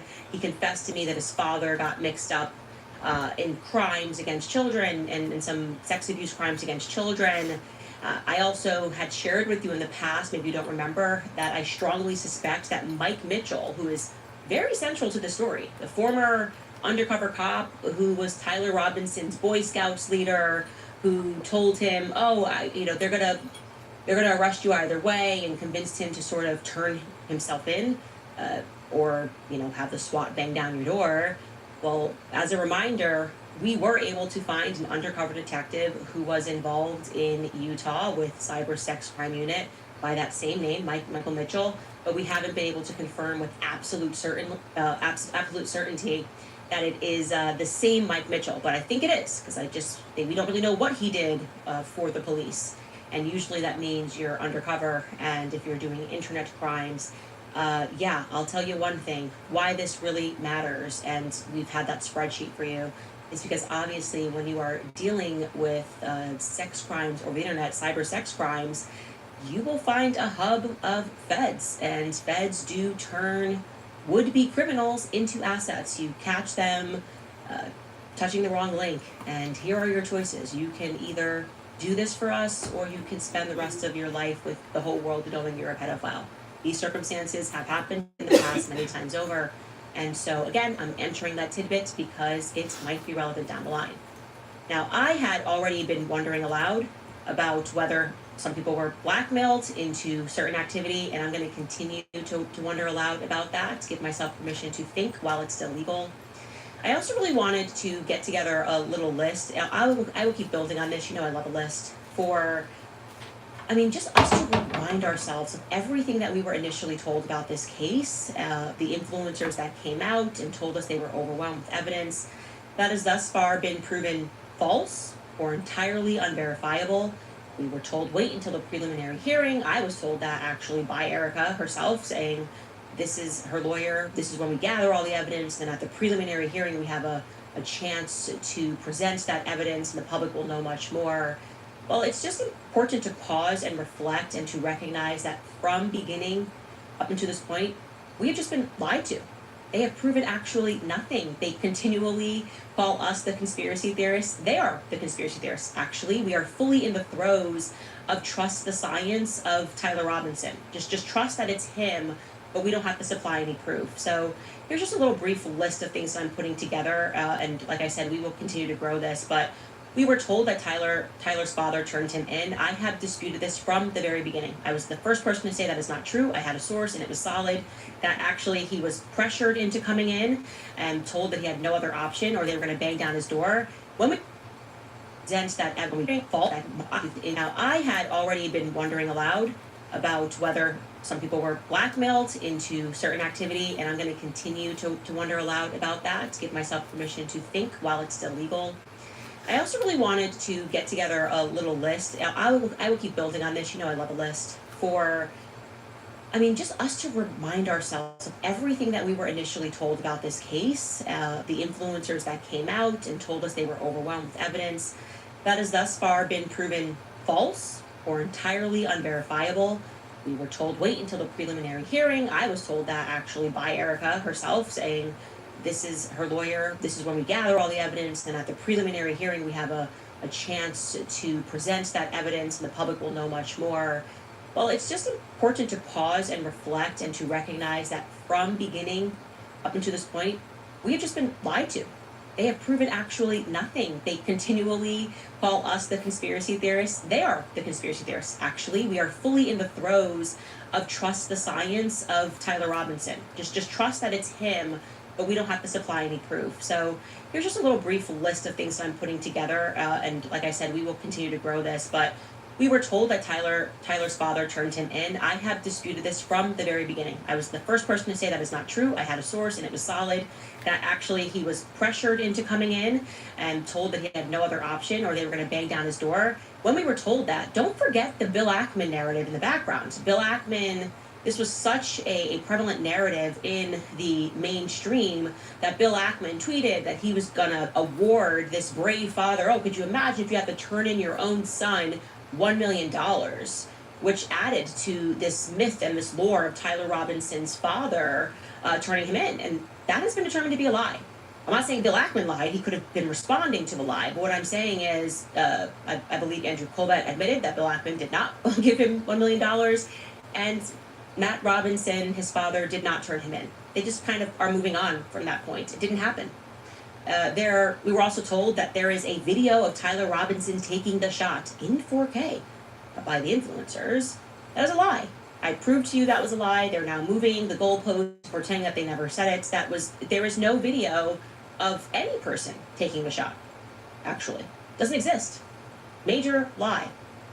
Tyler Robinson, another thing that we were told, and or his lover at various times are transgendered. That's a lie. Tyler Robinson is not transgendered. I told you that very early on. His lover Lance is not transgendered.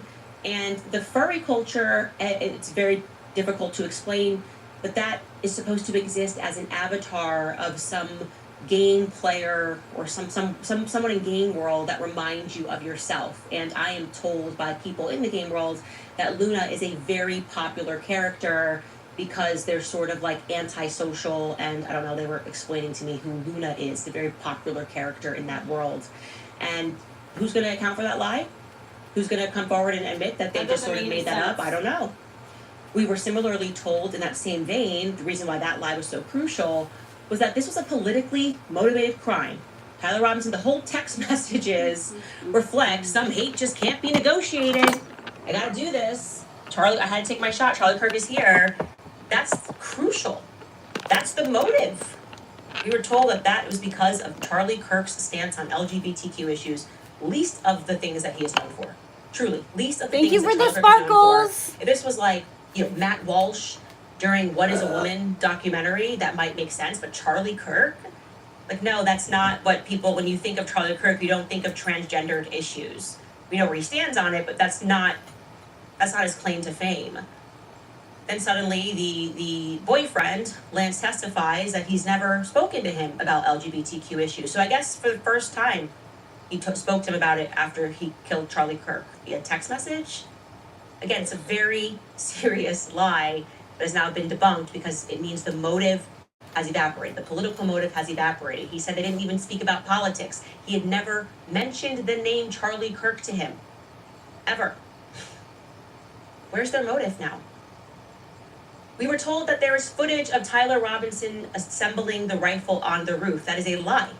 There is no footage of Tyler Robinson assembling the rifle on the roof. Blake Neff tweeted this the other day. He's lying through his teeth. He's lying through that bald head. Okay? Doesn't exist. Then he kind of tried to edit and say, well, we can deduce. We can deduce? We can deduce that somebody assembled a rifle on the roof. No, we can't deduce that. Is there footage, yes or no? The answer is no. It was a lie.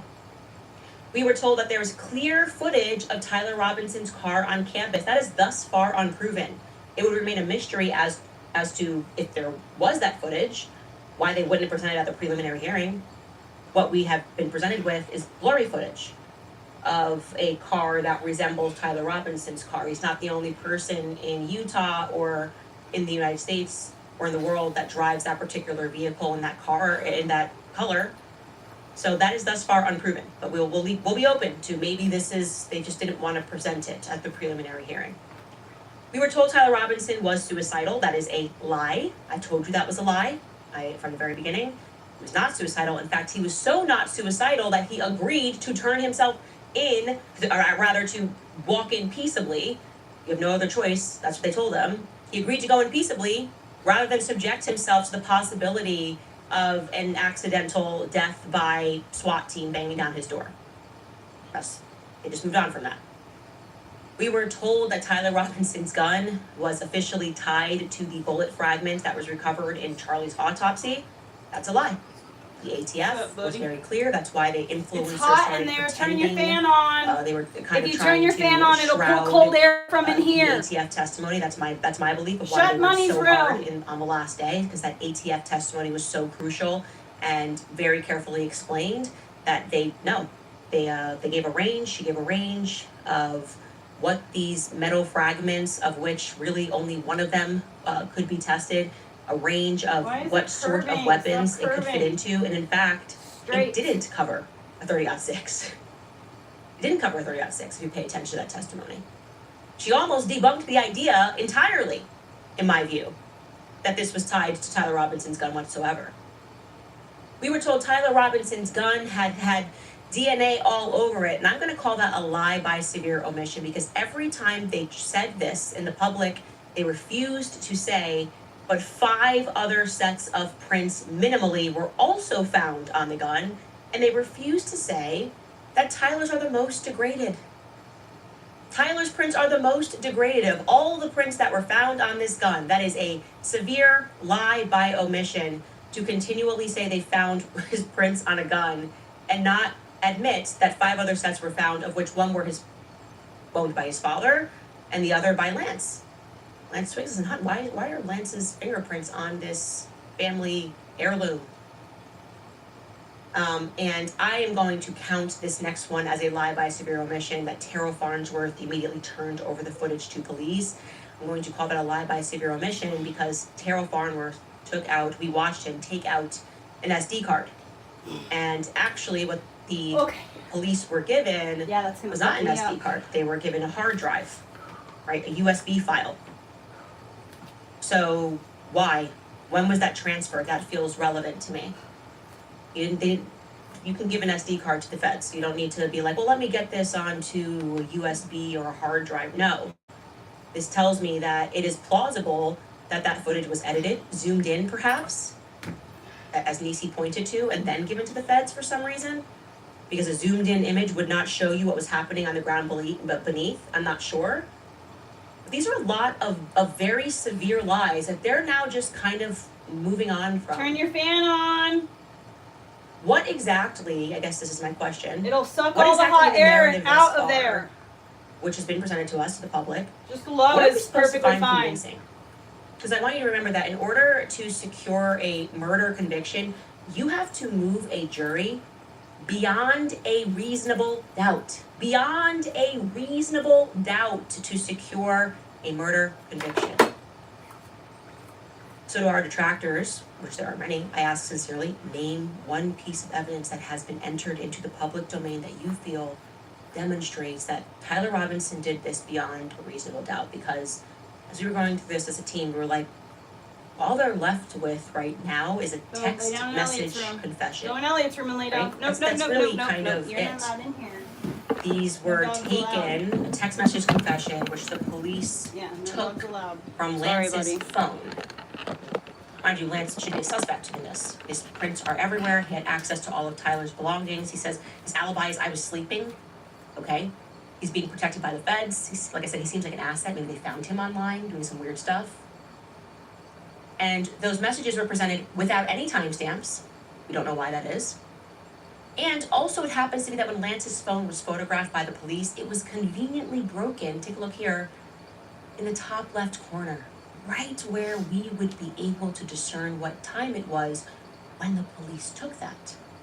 Their story is, oh, he came in on the night of the 10th, or maybe it's the 11th. I mean, we spoke to him. Well, it would be great if we could look at that time, but he happened to break his phone, like stab it right in the corner where the time is. So we don't get to guess or know when the feds actually took photos of those messages. We also saw testimony in court that the police moved to use an Israeli tech firm to extract the messages. Cellbrite, it's called, an Israeli forensic tech firm to extract those messages. Now, I don't know if it matters to them, but we all kind of think Israel killed Charlie Kirk, just based on the actions and the mood of the Israeli government leaders, Bibi Netanyahu, and their plethora of Zionist supporters throughout the United States. They're obsessed with lying about the Charlie Kirk case. They just have to lie about the Charlie Kirk case. They have to try to debunk everything immediately. It's giving us the vibe that they could be guilty. So yeah, we'd rather not trust an Israeli tech firm to extract messages that do not sound at all as though they were written by a native English speaker. And I'll tell you what I mean by that. It sounds to me like someone using Google Translate, right? There are little idiosyncrasies in language that, I'll give you, when I learned Spanish, okay? I remember, like, okay, I know how to say to drink, beber, B-E-B-E-R, beber. But actually, they don't use beber, ever. No, everywhere you go, they use tomar, which is like to take. Siempre toma, like you take. So if you say beber, like if I put that into Google Translate, I want to drink, it's going to give me beber, and if I go and I then present those as text messages, Spanish people are going to clock you in 4 seconds and say, this is not a native Spanish, this is not a native Spanish speaker at all. Beber, we don't say beber, but it means to drink. You know, we don't say that. In Tyler Robinson's text messages, we, actual American English speakers, we don't say pooch and bad sniffer in casual language. I actually looked that up, actually. Like sniffer is Ukrainian. There's like a show called The Sniffer. Ukrainian show is totally crazy. We don't use that stuff in casual language. This is somebody who does not know how we speak. And it is, of course, entirely plausible that someone gained access to Tyler Robinson's iCloud, maybe someone like his boyfriend, gave access to his iCloud, and someone sent text messages from a different location. All of that remains to be seen, because don't forget, Tyler's legal team, despite reasonable protestations, were not granted their discovery requests leading up to the preliminary hearing, okay? They testified that they had not even been given access to their client's phone when they were requesting an extension. They were like, well, how are we doing this hearing? We don't have anything. We can't even vet anything that you're putting on the stand. You're just gonna allow hearsay? Yeah, we're gonna allow hearsay. That's what happened. Those text messages have not been vetted yet. Now, in addition to this, the public is noticing that the victim on this case, Erica Kirk, is inviting influencers into the courtroom. That doesn't make us think she's telling the truth, especially because the influencers are lying. They have lied repeatedly to the masses. They get caught and they just keep lying as if their lives and livelihood depend on it. On top of that, her organization, which she took over in her husband's stead, Turning Point USA, is contracting the services of and platforming people who are meant to lie about this investigation full-time. It's their full-time job to attack Candace. I don't know if you happen to catch this, but over on X right now, it's trending. A group of 92 influencers have been exposed, targeting me. Exposed coordinating in a group chat. The group was brought together by an agent of Israel, no doubt, in the past, before Charlie was hosted on X and went on record admitting that they gathered intel, they collaborated with the Green Berets, they collaborated with a Daily Wire employee, Cassie Akiva, the Gaza Humanitarian Fund, then run by Johnny Moore, to create files on people for the purpose of doing Israel's PR bidding. At that time, it was about what's happening in Gaza. And they were going after someone who Tucker Carlson had on his show.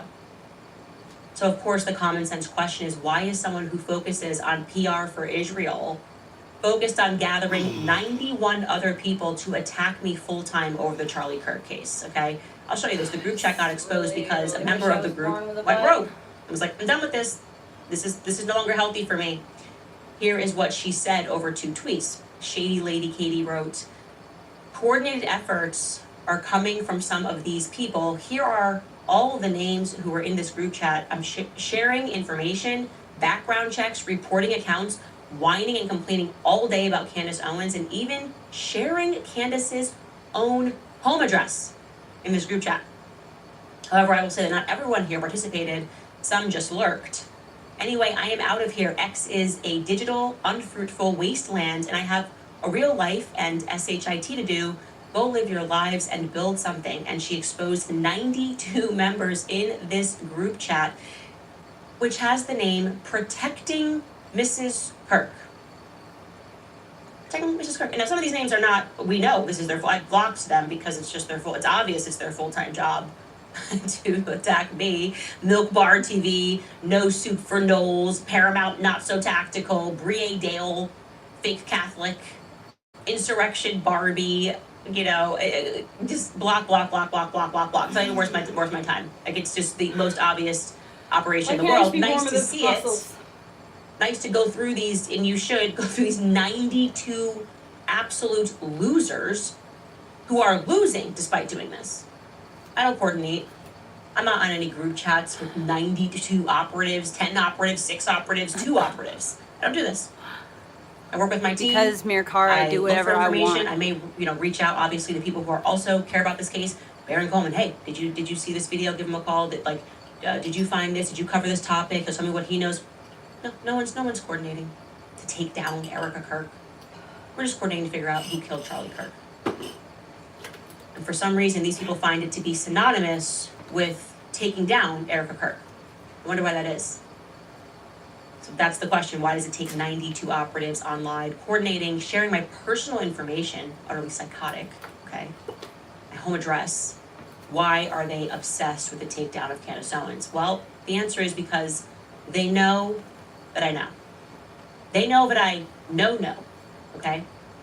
We got another bizarre request today, this time from the Daily Mail. Charlie Spearing, the one who worked on the Trust Us, bro. Charlie definitely wanted Erica to take over the company because I watched the video, the author of that. The Aspen, I watched it so you don't have to, guy.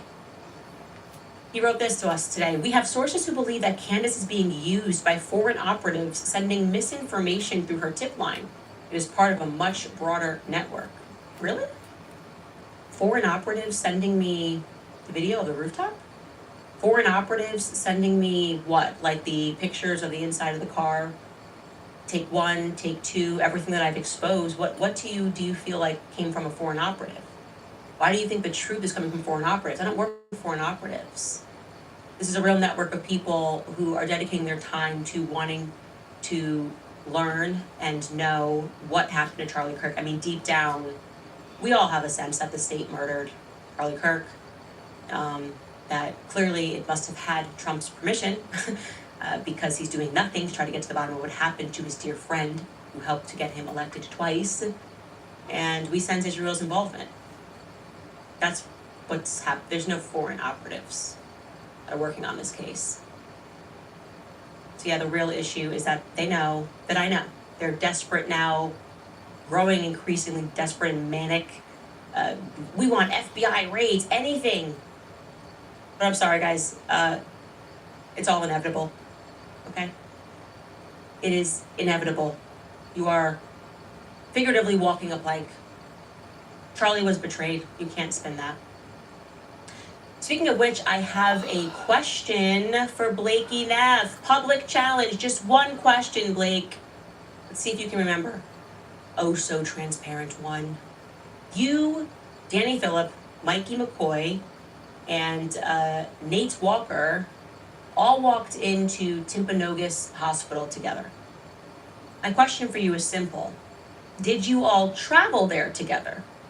Did all 4 of you arrive at Timpanogos Hospital in the same car? Yes or no? I'm asking for a reason. Another question, and that's regarding Nate Walker, because what a new thing, like to be just a new assistant, the one who supplied Trucker with that Freedom t-shirt. The internet has taken notice, and we would appreciate a clarification on his movements before the explosive goes off. Because he's a young assistant, and at around 12:15, he has his bag, as assistants do at many of these events. And he's speaking with Dan Flood, and this is around 12:15. I'm going to show you that. You can go down to Elijah's, but come right back if nobody's at Elijah's. He's wearing a bright blue shirt in the corner there. That's him talking, just It's couching too with hot, his too bag, smoky. pointing. It's not a good time. Just And trust mommy. then, Trust mommy's intuition. What happens after that? Dan's obviously talking into his shirt. Then Nate, with, I guess we're less than T-10 before the explosive goes off, suddenly he's upstairs when that happens. This is him immediately following the explosive, around 12:25, so about, I guess, a minute and 45 seconds afterward. Here he is up near the Flag of Hall's walkway, putting on sunglasses, and he doesn't have his bag.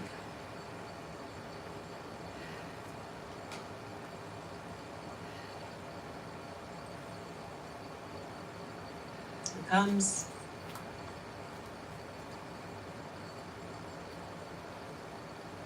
And then we find him 2 minutes beyond that walking downstairs. So people have questions, and I think it's a pretty fair thing. You know, the public cares about Charlie. Why did he go upstairs? What was, maybe he went up there. I don't know. Maybe, I don't know, Dan Flood asked him to go up there to check on something. I don't know. You're gonna Maybe play to make up across a the narrative, maybe street speculate. all by yourself? No. But we are asking for a specific reason. Anyway, I will leave that at I'm that. sorry, Once you've you got get 1,000 into this Legos and a Hilton, million Hot Wheels. Hey, go story, get those I 2 guess, bags we on the should circle probably realize that table they've already been and bring them going up to your here for room. 30 minutes. Let's take a quick break, and then let's cover Perez Hilton. All right, you guys, I want to pass along a heartfelt thank you from my friends over at Preborn. Their president here and all your goes off, plus residents only. And I have to tell you guys about Balance of Nature again, being out by IDU with no ingredients that you can various pockets, but at least there is some sort of an on where the video has missed at checkout. Okay, so it's trending everywhere. The video has fortunately been removed from the internet. Of course, you can find it in various pockets, but at least there is some sort of an honest attempt to remove the video across social media. But Perez Hilton, I'm going to tell you a little bit about him for my international listeners, because I obviously do not expect that he made it across the pond. So he is a gay celebrity blogger who really came up in the early 2000s. You could actually argue that he sort of pioneered celebrity blogging in the time and the land before social media. He did it in a way, however, that I should make clear was very vicious and very mean, right? He would cover celebrities throughout their addictions, eating disorders, their relationships, if they were, struggling with anorexia, if they were in rehab, if they were begging for privacy. There was like no place that he wouldn't go. There was nothing he would not publish onto his blog. And he would also include these gratuitous illustrations of these celebrities to suggest, as an example, that they were addicted to cocaine, like a little white scribble beneath their nose, so to speak, to imply that these people were on drugs. It was incredibly invasive to many celebrities who were all, many of them, extremely young at the time of his publications, and dealing with their own insecurities, obviously being in the public eye. They would eventually speak out about how his targeting and bullying contributed to their self-hatred or their self-harm. And to be clear, I want to really stress, he was vicious. He would call people ugly, fat, give them nicknames, and they would sort of, I think a lot of them were like permanently damaged from this. One of them being Khloe Kardashian, who has changed her face many times. He really targeted her and referred to her as a transvestite over and over again. And also, there was this massive scandal. To give you an idea of who he was, he posted an upskirt photo of Miley Cyrus, who was then just 17 years old, right? That's the kind of stuff that he would do. And when he was interviewed about it, he would just be like, oh, it's not my fault that, like, whatever, this is what the public is interested in, and these celebrities know what they're doing. And she's 17 years old. Like, this is not a person that you should be publishing. Now, of course, this, because it was like sort of the dawn of this, and people maybe always wondered how celebrities lived and wanted to know about these celebrities, it just completely launched him. It actually gave him so much power in Hollywood. Celebrities actually sought his friendship. So you can see he's hanging out with A-listers because they just wanted to be on his good side. It was almost like a form of social blackmail in a way, because you didn't want to end up with him tracking you. So that's like Lady Gaga. I mean, he was hosting wild parties with A-list celebrities. In areas where it's recycling 10 cents a can, if you have homeless people who live outside of your house and you want your shit to never be stolen, your shit to be like messed with or whatever, your car, your neighborhood, whatever, your specific yard and area, leave cans for the homeless people. And the homeless people who are like regulars in your little area will like guard your shit because you always leave them cans. That's what you do in downtown Eugene, Oregon. If you have an apartment in downtown Eugene, Oregon, that's what you have to do. That's why I would never live there. One of the reasons. But it's true.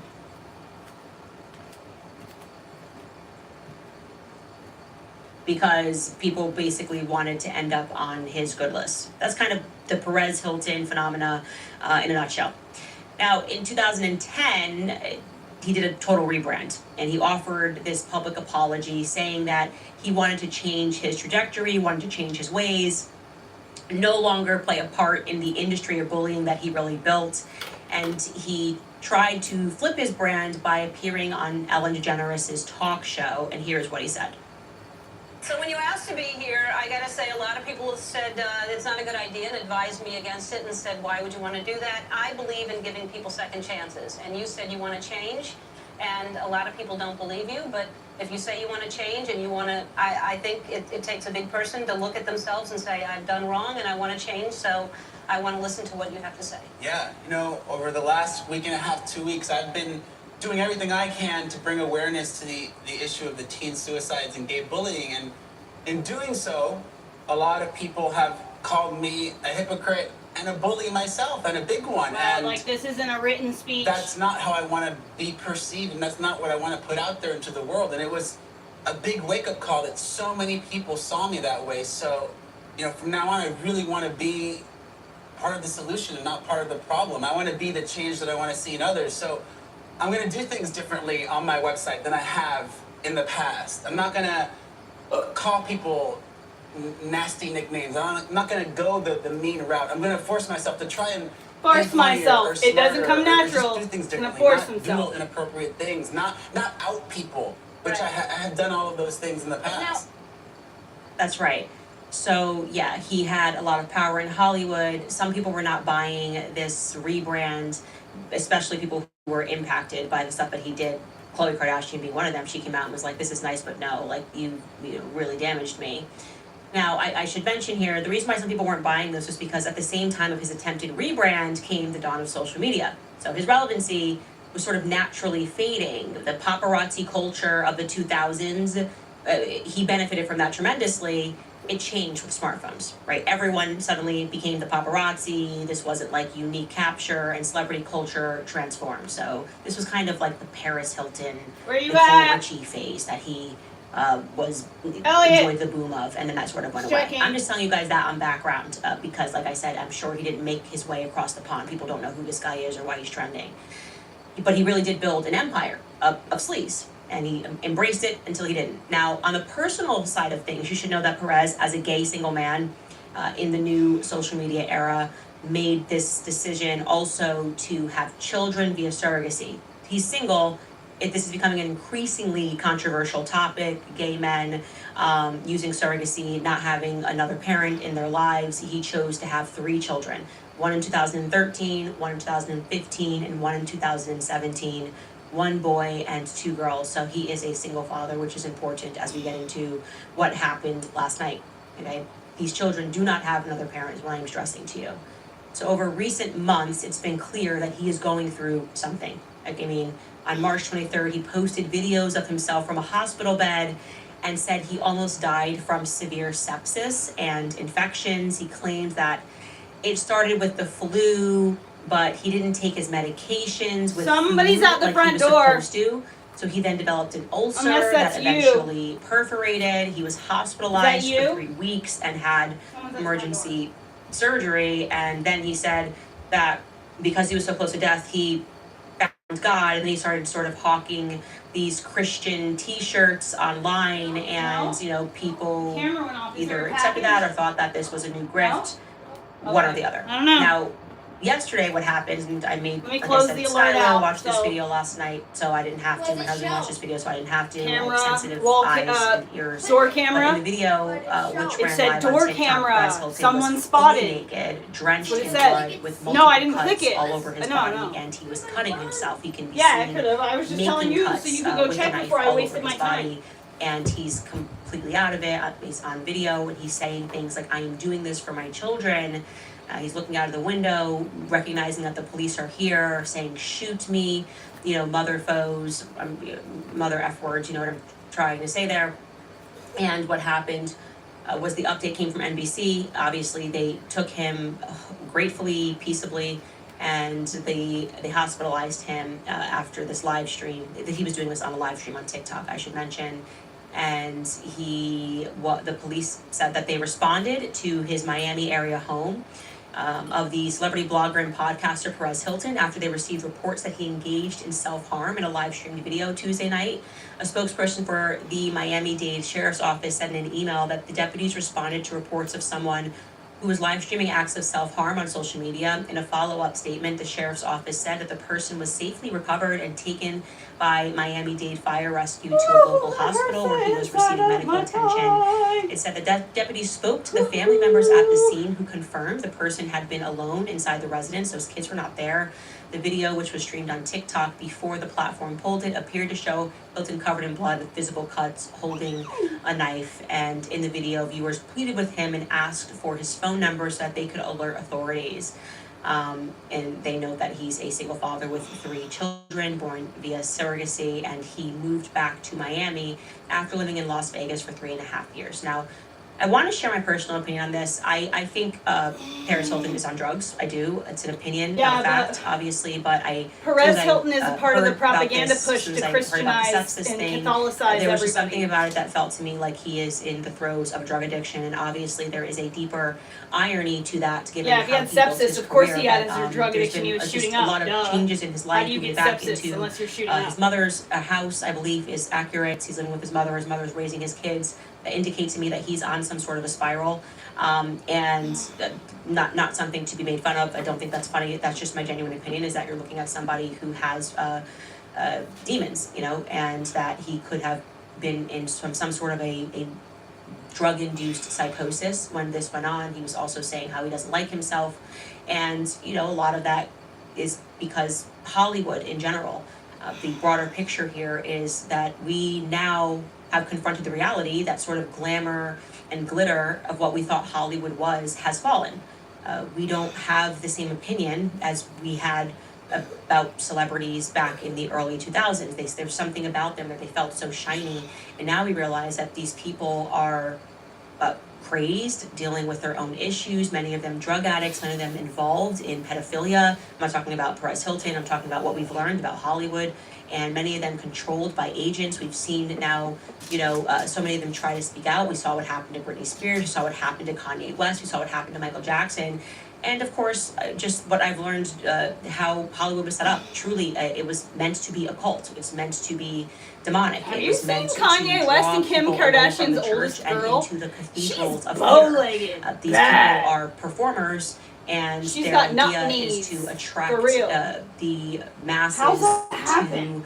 to I guess presentations about Kim whether it's didn't put her history, in a watch brace you think when it's she real. was young? The whole idea is that Hollywood was My meant sister to had fucking pigeon drive toes, us into but we put her in a brace. it almost like Even my trailer trash mom. psychoanalytical, right? They created Hollywood because they wanted to control what we think. It was meant to be a brainwashing technique, so to speak, when you get into Sigmund Freud and you get into PR and propaganda. That's what Hollywood is. At its core, it's propaganda, and they wanted us to really sort of have this form of pagan belief in these celebrities as something to be worshipped, and it worked. It worked. I would say in my younger years, I was just, oh my gosh, Christina Aguilera, oh my gosh, these people are amazing. I would do anything to meet Christina Aguilera. That was supposed to be the magic trick, and I think that now we have seen that illusion fade. It's not fair and that I have to do that in order fall, to so like speak, have or the current fall muscles, Perez Hilton sort of represents that moment.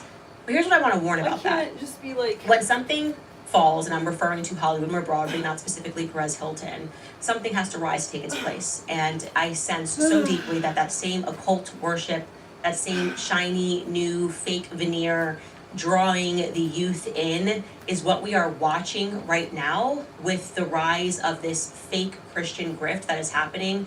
It is exactly what it feels like. It's Hollywood all over again, but this time it's going to be biblical. Same players are involved. People that were in reality TV are now pretending that they can't get a sentence out without referring to the Lord. It is so much for me. What I see happening with Turning Point USA. This is it. This is supposed to be the new Hollywood. This is the plan. They're supposed to get your children. They want to be inside of the high schools, and you're supposed to look the other way and go, well, this isn't bad. Like maybe your parents were okay with you watching TRL when you got home, whatever. This is just culture. Now they're saying this isn't culture. This is actually God. And that's really scary. It's the same paganism that is found, and they try to protect it and say, you can't question it now, because we are giving it a new veneer, and this veneer is that it's godly. And we know scripture. And we're not going to address the fact that at Turning Point USA events, they are having gay orgies, and that this person is cheating on this person is sleeping with this person, an unbelievable amount of gay men that work at Turning Point USA, that they are working behind the scenes with the same PR agents, the same vicious crisis PR firms that employed Hollywood is now employing these groups like Turning Point USA, is now employing these influencers that are targeting your children. That is something that you have to pay attention to. Hollywood is falling, and something else is rising to take its place, and in my honest opinion, it's more sadistic because it is targeting people through faith. And I just wanted to say that when I watched this, it's like a new dawn, a new chapter. I do wish, obviously, Perez Hilton, I hope he gets better. I hope he truly finds God, and that he gets over whatever it is. And the first way that you're going to get over any spiritual demon that you're dealing with, that's why I do think this is a form of possession, is to be radically honest in your life. Like, you need to be radically honest with what it is that you're going through. That's exactly right. And I don't think he is being honest why I with never have any secrets, or I don't hide shit or anything lie. else, pray for his children. It is in a very unfortunate situation. I don't know that I would live in Miami if this is what I was living with or going through. And yeah, I just wanted to make people aware of that. Hollywood is falling, but the occult is not going away. A perfect segue, by the way, into Victor Marx, one of Erica's spiritual advisors. We all get the ick. We all know something's wrong. It's like we listen to Frank Turk. We just go, this doesn't feel godly. But you keep telling me it is. Well, Piers Morgan interviewed Victor Marx and tweeted that it was one of the most bizarre interviews of his career. Yeah.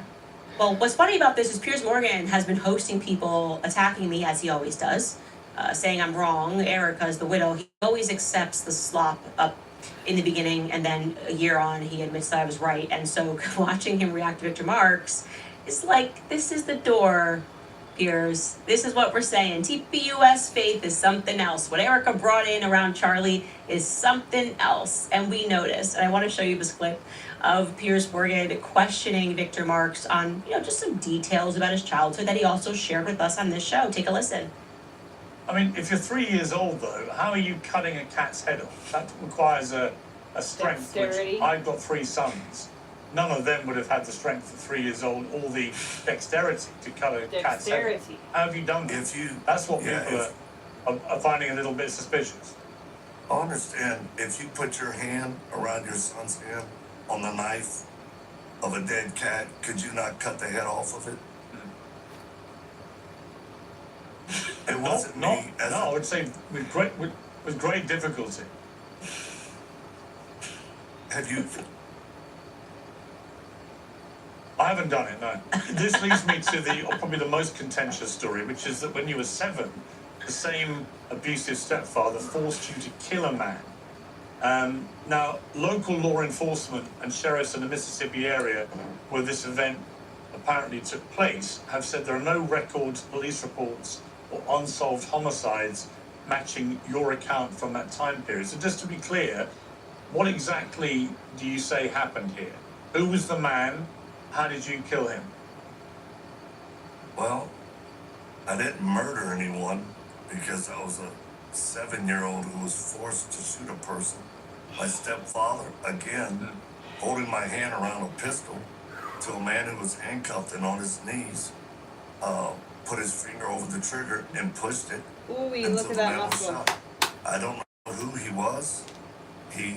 Best I can remember, he looked like a It looks homeless good from fellow. this angle. So you've no idea where this happened or who the person was. I mean, you can see why people might be saying, come on, Victor, this really happened?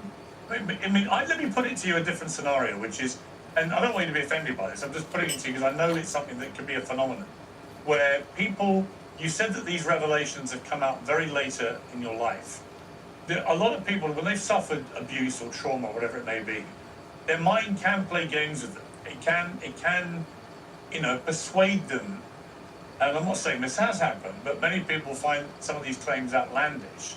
That perhaps your mind is playing games, and that these incidents didn't actually happen, but that because of your abuse, you have persuaded yourself that they may have done. Is that a possibility? Well, I studied, and the answer is possible. I mean, I studied false memories, had 123 visits to a trauma specialist. This is nothing that I want to go back to, but it's something that was still affecting my life. And, we live in a very evil world. I wonder how long I can balance on my butt bone for. Yeah, it's possible he made everything up. I'm glad he got to that point. It's definitely possible he made everything up. And yeah, like I said, Piers, keep going, because we've done a lot of work on this, and he's not the only one that maybe has false memories. Everything about Erica's past, you start looking into it, and you're just falling through a dark hole.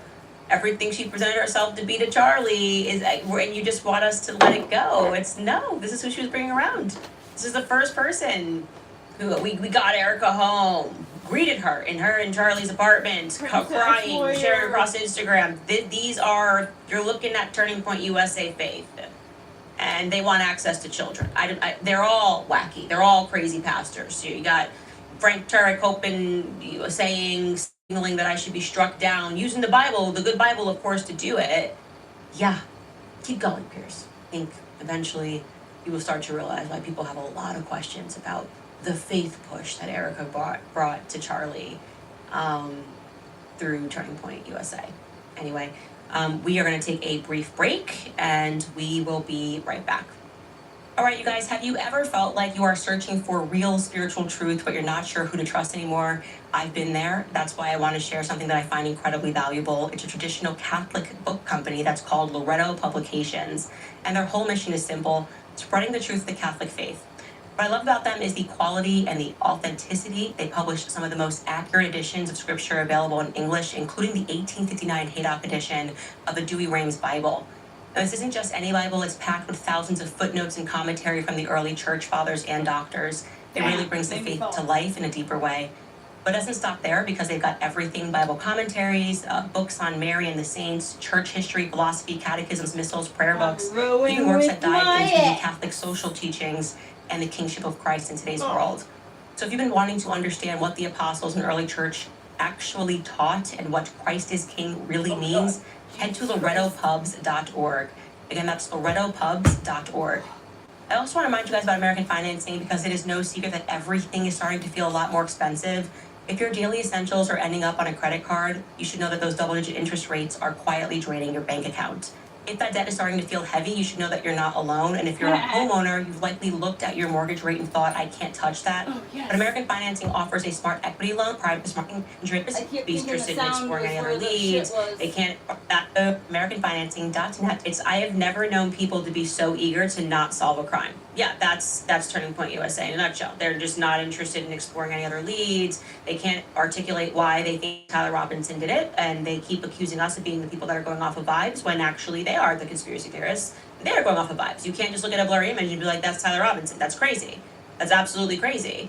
You have to show some evidence of something, make something make sense. And yeah, like I said, using influencers to lie to the public is actually just increasing the amount of people who generally find you and your behavior to be suspicious. It's like it's having the opposite desired effect. So maybe a time to switch implants there.